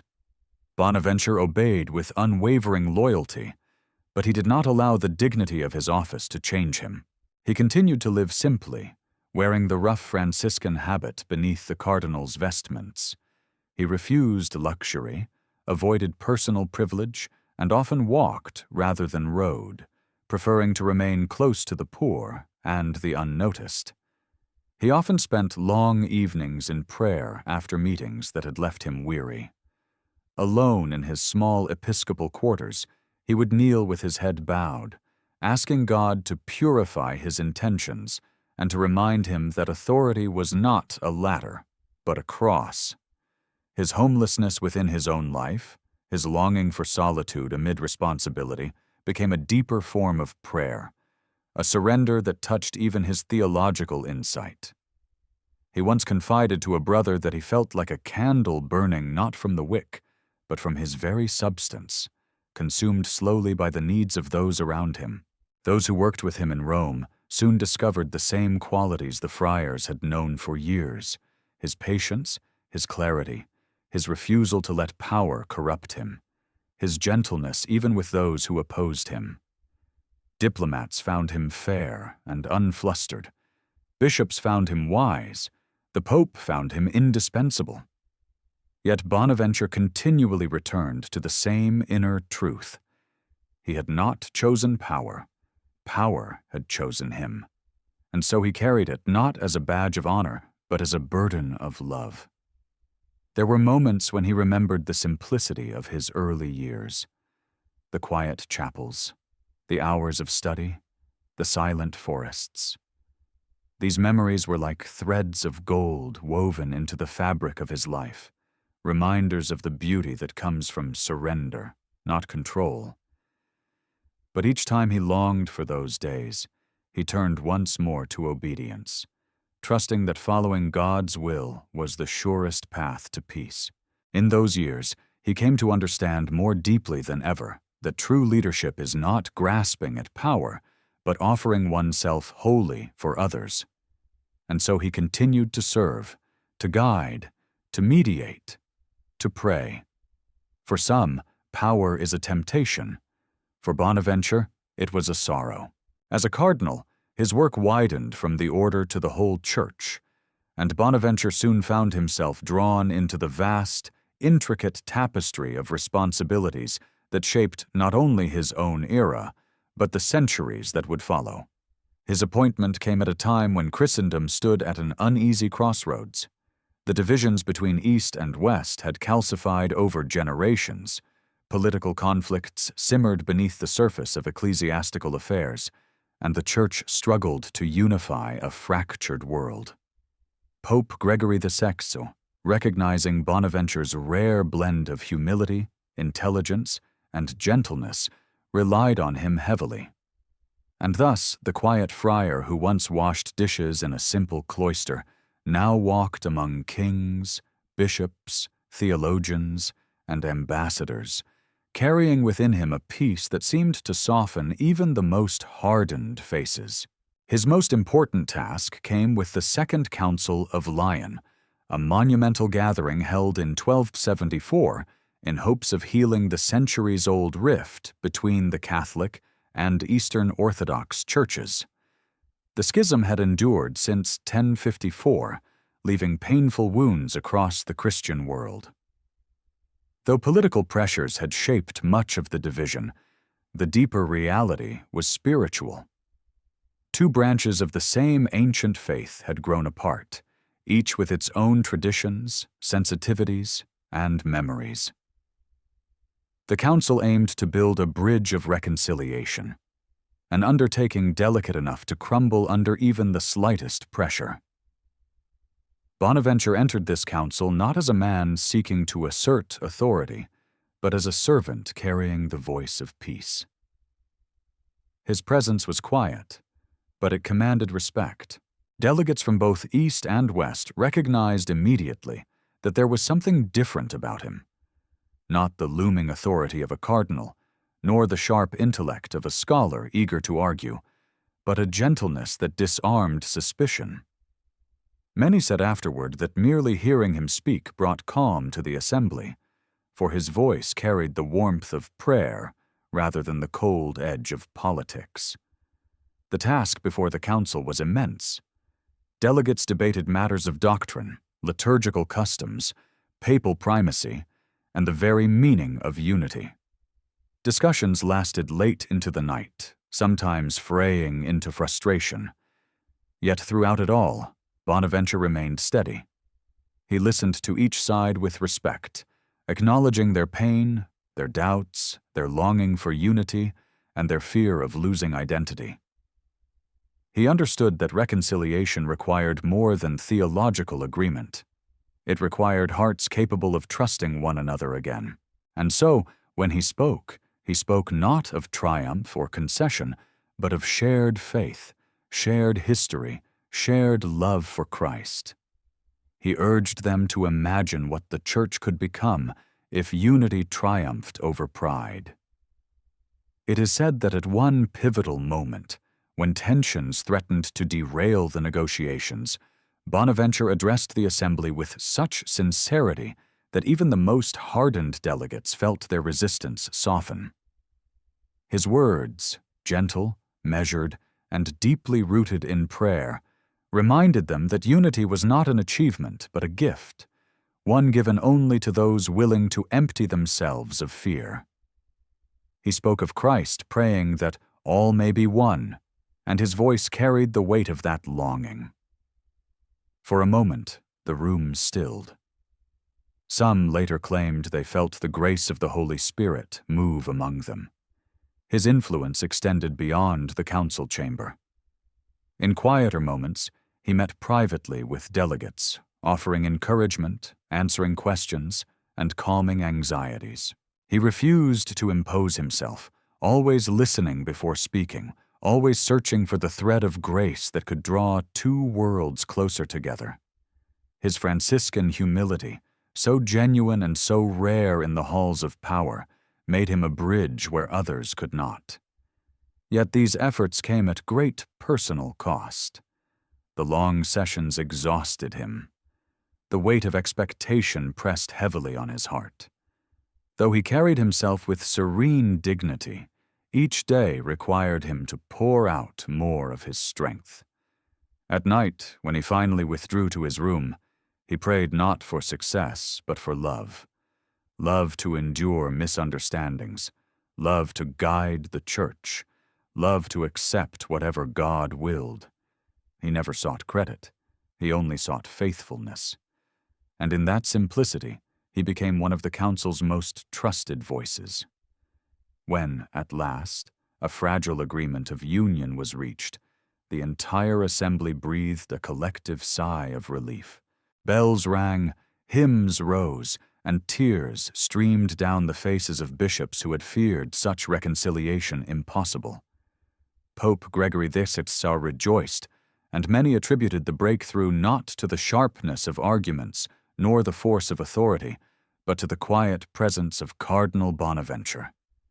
In that moment, he seemed to embody the very spirit of Francis, a man whose holiness softened even hardened hearts and made space for grace to flow. Yet Bonaventure did not claim victory. He remained painfully aware of how delicate the union was, how easily human pride could undo what had been accomplished. Still, he trusted in God. His joy in that moment was sincere, but it was the joy of a humble servant who knew the work was God's, not his own.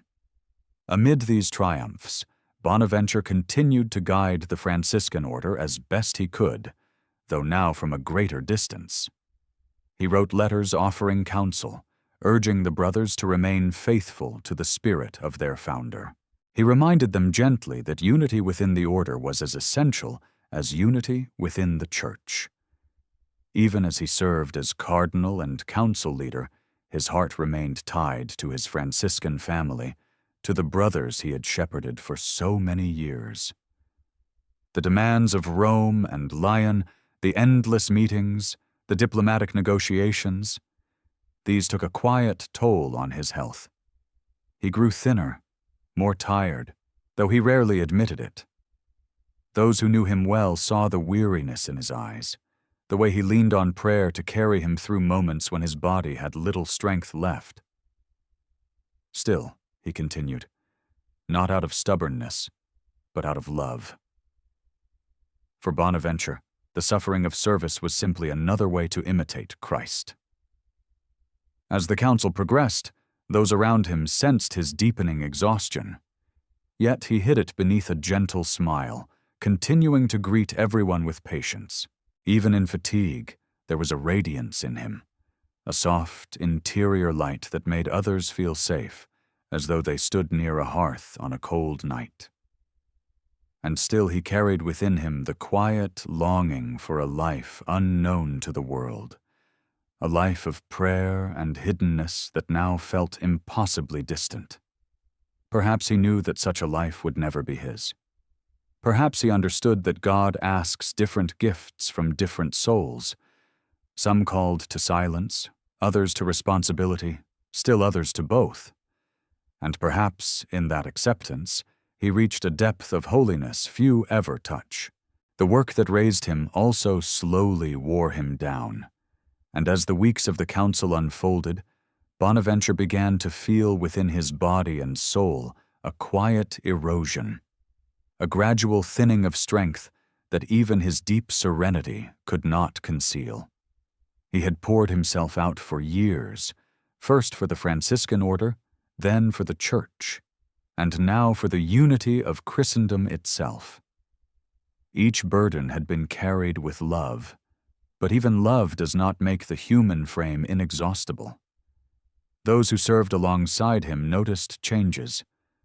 The way his shoulders leaned just slightly forward when he walked, the faint tremor in his hands when he turned the pages of his breviary, the deepening shadows under his eyes that spoke of nights spent in prayer instead of sleep. Yet no matter how weary he became, he continued his work with the same gentle resolve that had guided him since his youth. It was not in his nature to complain. Even when his steps slowed, even when his breath grew shallow after long discussions, he brushed aside his discomfort with a quiet smile. Some urged him to rest, but he always responded with the same simple conviction. That service was his offering, the one thing he could still give entirely to God. And so he pressed forward, through council sessions that stretched for hours, through negotiations that required diplomacy and patience, through theological debates that demanded clarity of mind. He never allowed his weakening body to diminish the warmth of his presence. Delegates continued to seek him out for counsel, sensing that beneath his physical frailty lay a spiritual strength deeper than anything human effort could muster. In those final months, Bonaventure's writings also took on a new tenderness. He completed several short works and commentaries during the council, each one marked by an almost luminous simplicity. He no longer wrote with the broad intellectual sweep of his earlier years. Instead, his reflections became increasingly focused on the love of God, the humility of Christ, the smallness of the human soul that longs for its Creator. He wrote of divine charity as a flame that consumes pride, of prayer as the soul's resting place, of the Eucharist as the heart of Christian life, where God becomes small enough for even the weary to receive. Some who read these writings sensed that he was preparing for something. They could not name it, but they felt it. Felt that his words had the quiet depth of someone nearing the threshold between earth and eternity. There were moments when Bonaventure himself felt that threshold drawing near. In the stillness of evening, after long days of council work, he sometimes sat alone by a small window, watching the fading light slip across the rooftops of Lyon. In those moments, he felt the gentle pull of heaven like a distant melody growing clearer with each passing day. He did not speak of it openly, but in his silence there was a kind of acceptance, a peaceful readiness, not born of despair, but of completion. He had lived the life God gave him, offered his gifts without reserve, embraced burdens he had not chosen, and loved with a humility that only deepened with age. What more could be asked of a soul so fully given? Yet even as he sensed his strength fading, he did not withdraw from the responsibilities entrusted to him. He continued to attend the sessions of the council whenever his body allowed, listening to reports, offering encouragement, and maintaining the fragile unity that had been achieved. At times he leaned heavily on the table before him, steadying himself as he rose to speak. But his voice, though soft, never lost its clarity. Those in attendance often leaned forward to catch his words, knowing that each one came from a heart shaped by decades of prayer and sacrifice. His counsel carried a weight beyond argument. It carried the authority of holiness. One evening, after a particularly demanding day, Bonaventure returned to his quarters and sat for a long time with his head bowed. A young friar who served as his attendant entered quietly and found him still in prayer. When the friar approached, Bonaventure looked up and offered a gentle smile, though his eyes seemed distant, filled with a light the young man could not explain. He asked for a candle to be placed beside his bed, and requested that the scriptures be left open on the table. He said nothing more, and the friar, sensing something sacred in the air, withdrew quietly, leaving the cardinal alone with God. The following days brought no improvement to his health.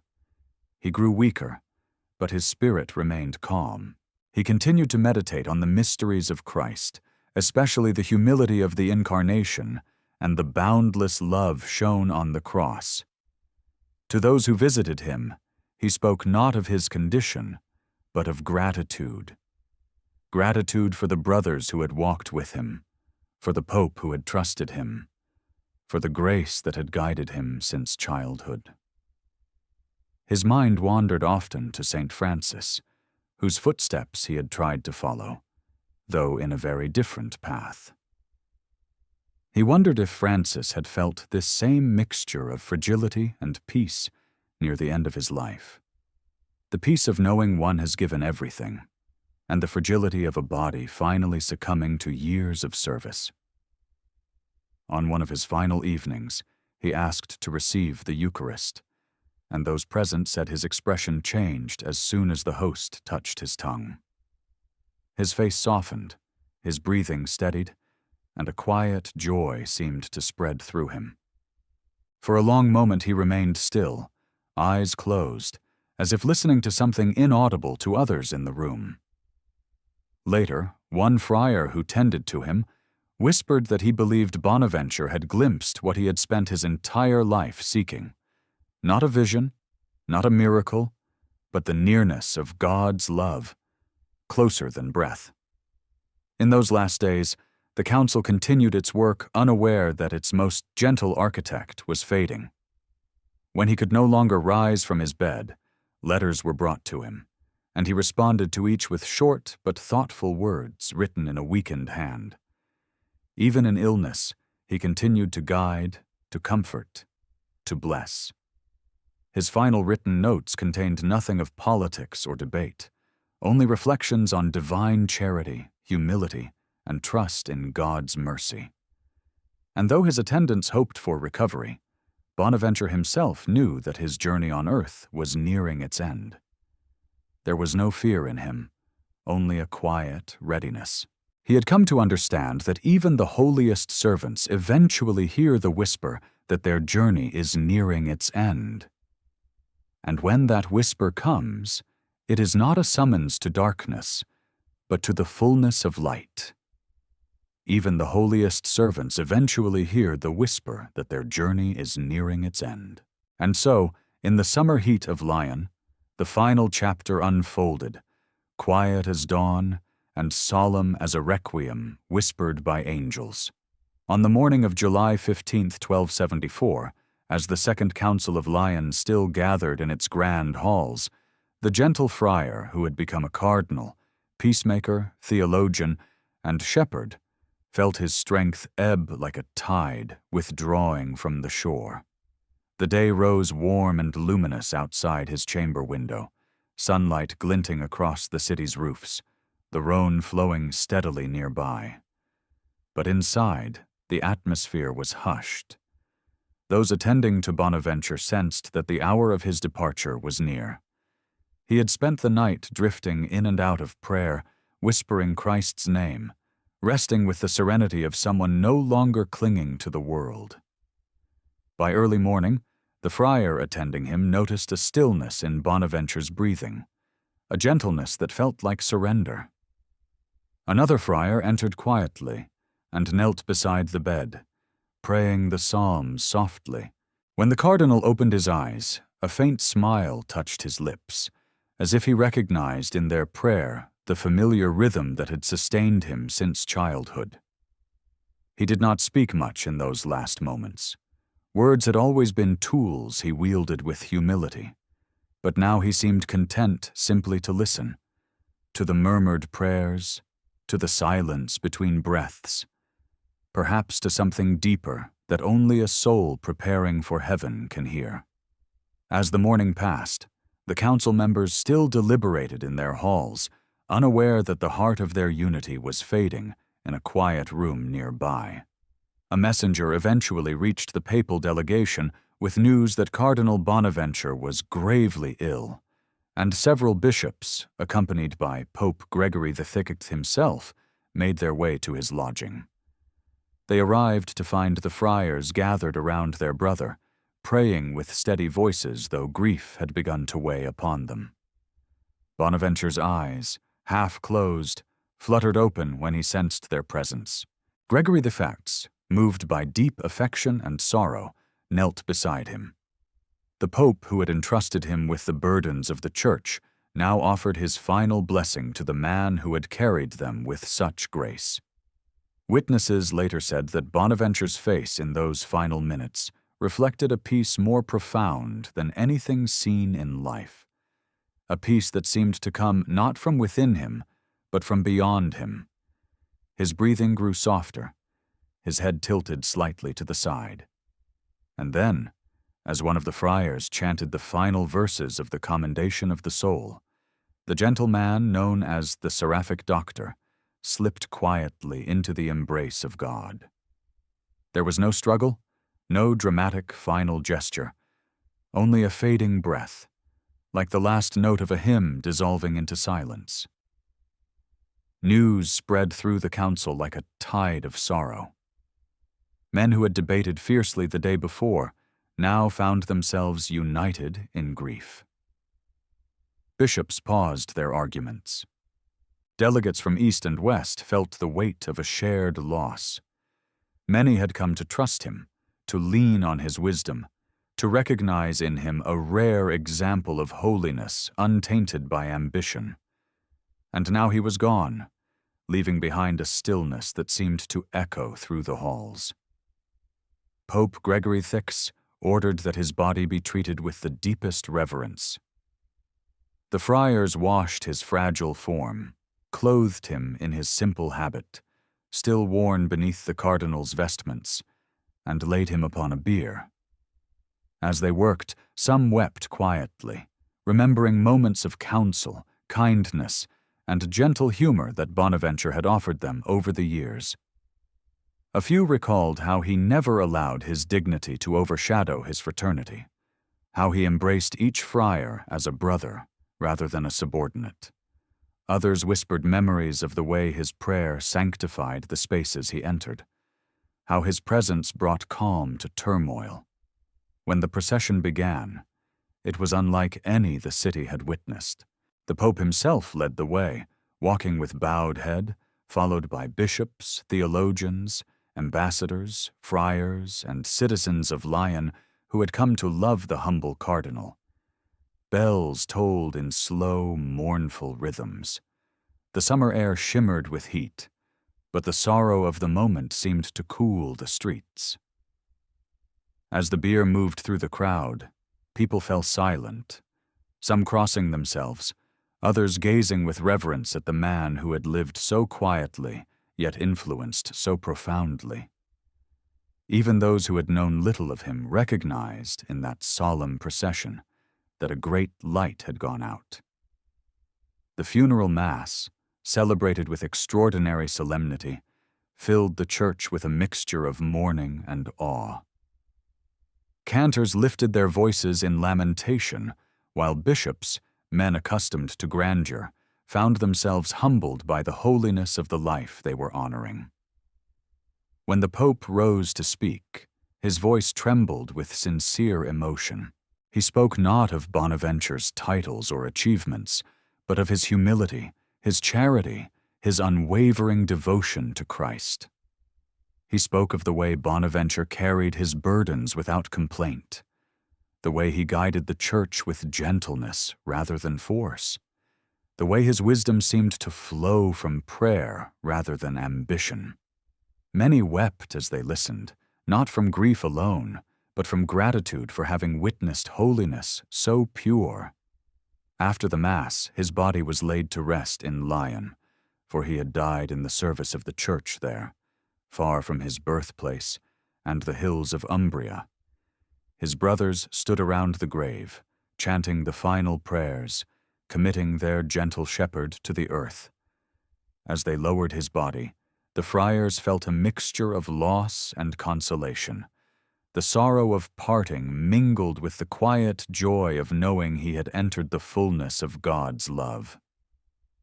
They knew that his teachings, his writings, his example would continue to guide the order and the Church, But they also knew they would miss his presence, the warm smile, the compassionate gaze, the silence that spoke of God even without words.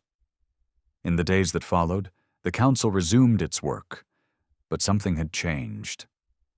Delegates sensed that they were participating in a moment of history touched by grace.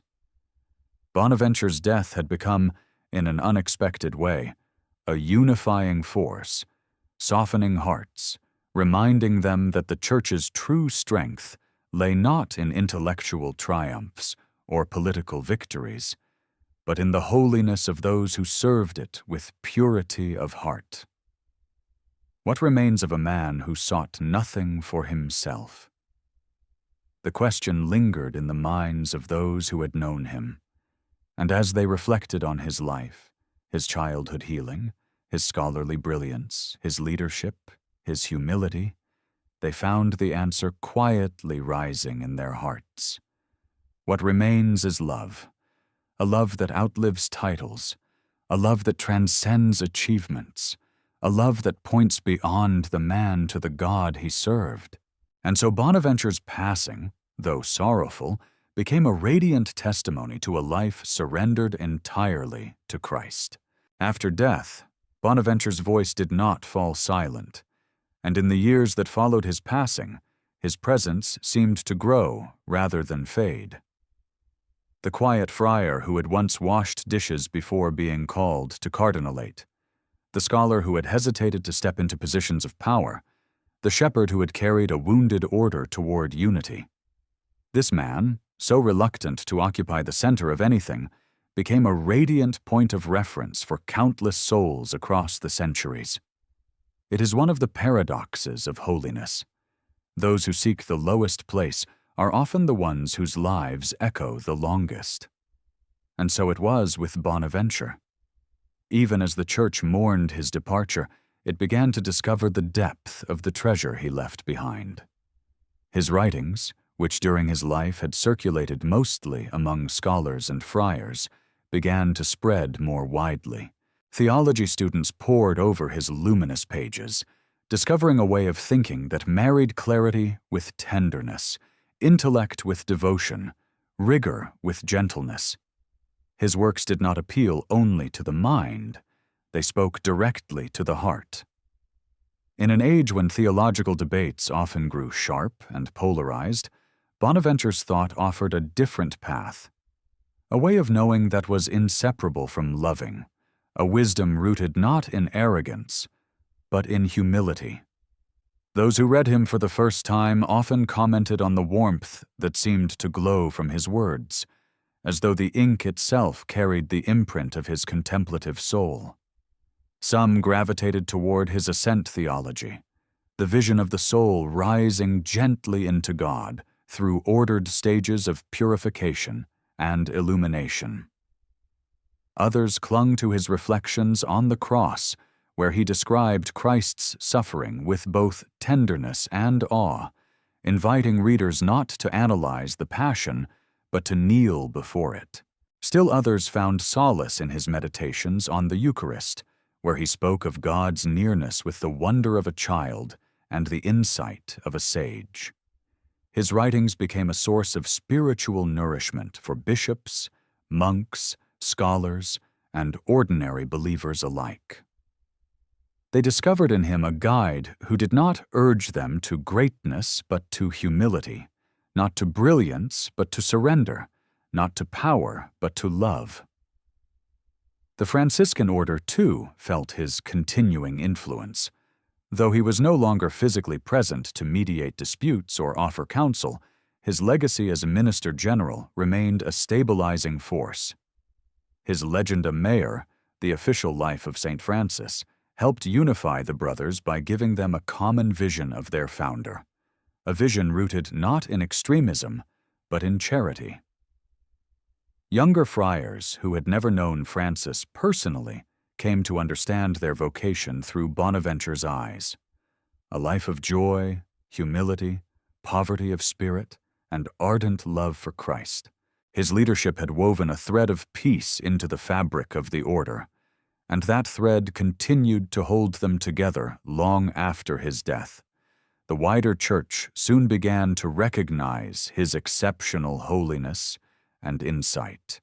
Theologians who had debated fiercely during his lifetime now spoke of him with admiration. Bishops recalled his calm presence at the Council of Lyons, remembering how his wisdom bridged divisions. Even those who had once opposed his decisions or found his moderation difficult to accept now looked back and realized that he had been guided not by preference, but by grace.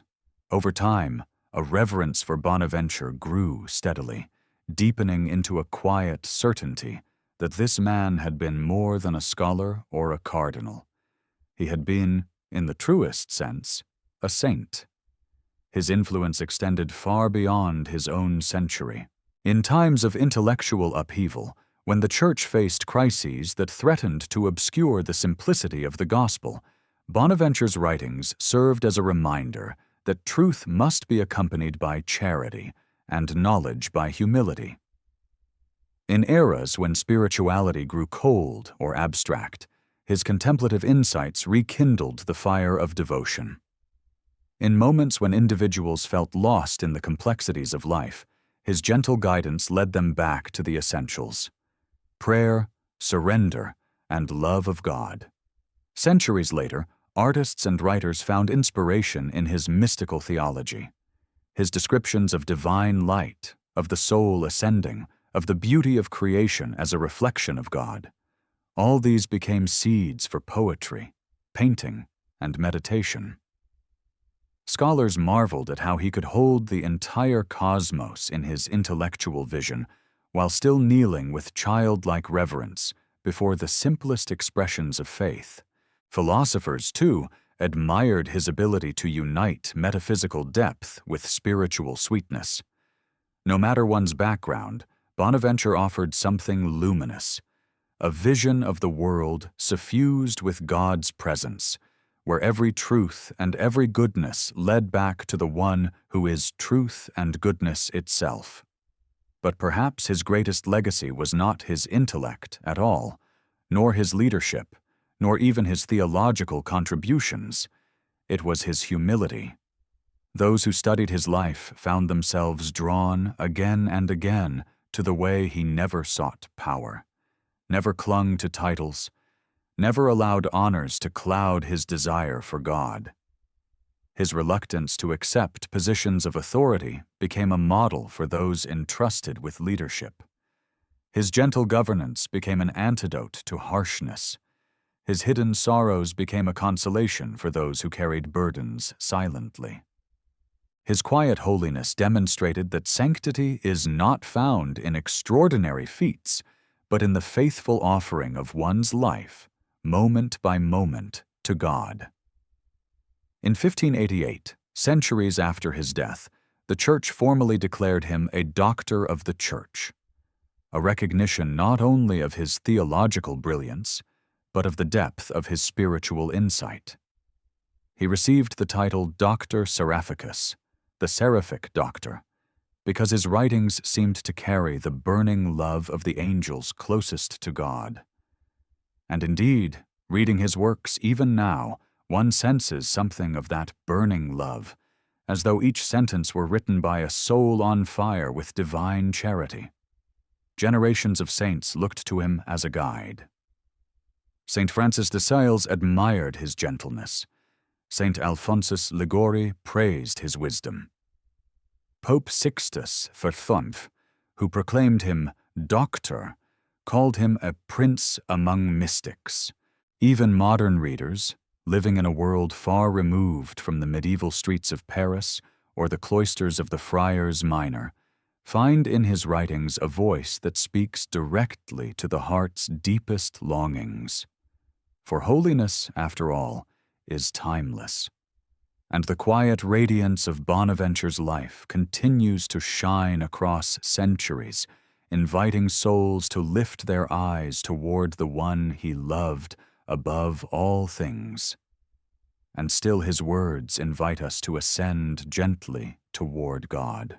And now, looking back across his whole journey, we see the quiet thread that held it all together, a thread woven not of ambition or brilliance, but of humility, so steady, so constant, so luminous that it illuminated every chapter of Bonaventure's life.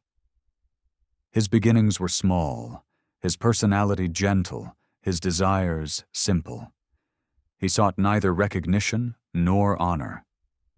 And yet grace repeatedly placed him where the burdens were heaviest, where the wounds were deepest, where unity needed a steady hand and a sympathetic heart. It is here, in this tension between what he longed for and what God asked of him, that the deepest truth of his holiness emerges. Bonaventure did not become a saint because he achieved great things. He became a saint because he allowed God to shape his life in ways he himself would never have chosen. As we hold his story gently in our hands, like a well-worn book whose pages have comforted generations, it becomes clear that Bonaventure's greatness lay not in his intellect, though he possessed brilliance enough to shape centuries of theology, nor in his leadership, though he held an entire order together through storms, nor in his influence at councils, though he played a pivotal role in healing schisms. His greatness lay in something quieter, his refusal to let power define him, his constant turning toward humility, and his deep, persistent desire to imitate Christ in hiddenness and gentleness. From the time he was a child, healed through the intercession of Francis, he carried an inner awareness that his life belonged not to himself, but to God. And every step he took afterward reveals the slow, deliberate unfolding of that surrender. He did not cling to the identity of a scholar, though he was one of the most gifted minds of his era. He did not cling to the identity of a leader, though he guided thousands of friars. He did not cling to the identity of a cardinal, though he bore the red hat with obedient dignity. Beneath all these roles was a man whose truest identity was simply this: a servant who longed to live quietly in the love of God, even while answering calls that drew him into the heart of turmoil. A servant who accepted heavy responsibilities because obedience mattered more to him than comfort. A servant who allowed sorrow to soften rather than harden his heart. A servant who loved without seeking reward. This deep humility shaped not only his life, but his spiritual teaching. In all his writings, from the glowing metaphors of the itinerarium to the tender reflections on the crucified Christ, one theme rises again and again.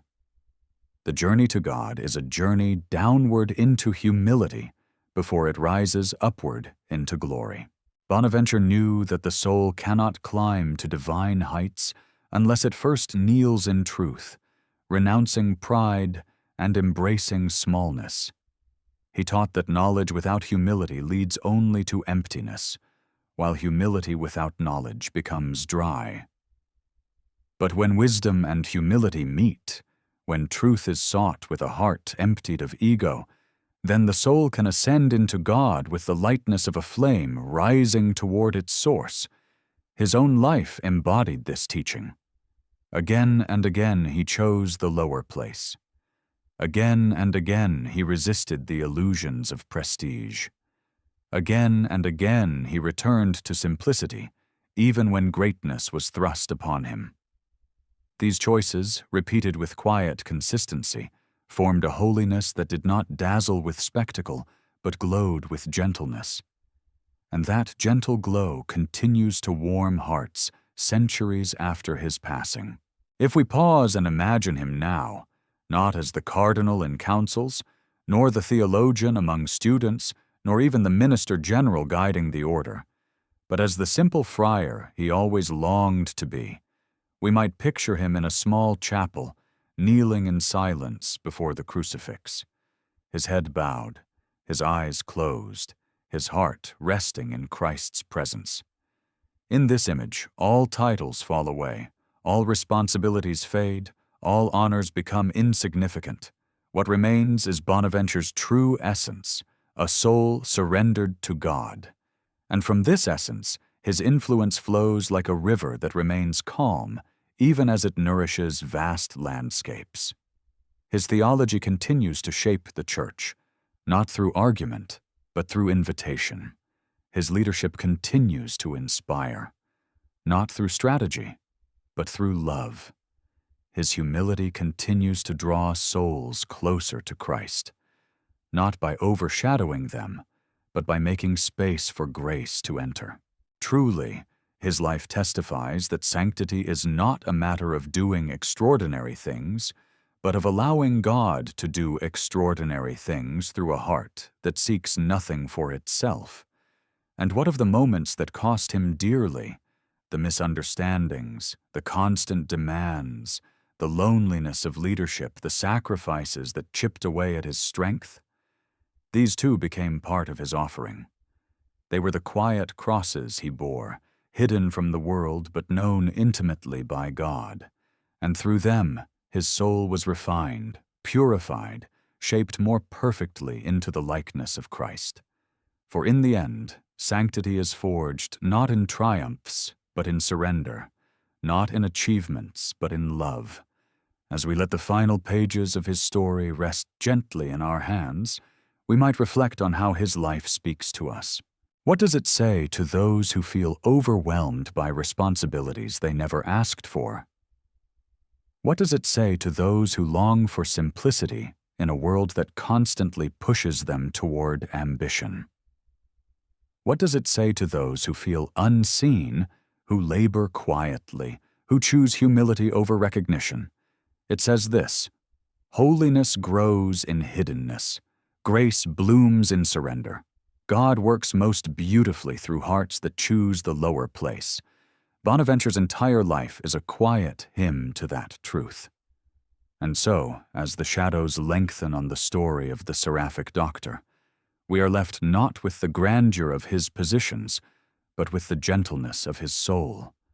A soul shaped by God's grace, strengthened by obedience, softened by compassion, lifted by contemplation, and surrendered completely into God's hands. Bonaventure did not seek power. He did not seek fame. He sought only God. And in seeking God, he became a light for the world. And as we close our eyes tonight, we may ask softly, what does God write in the souls of those who choose the lower place?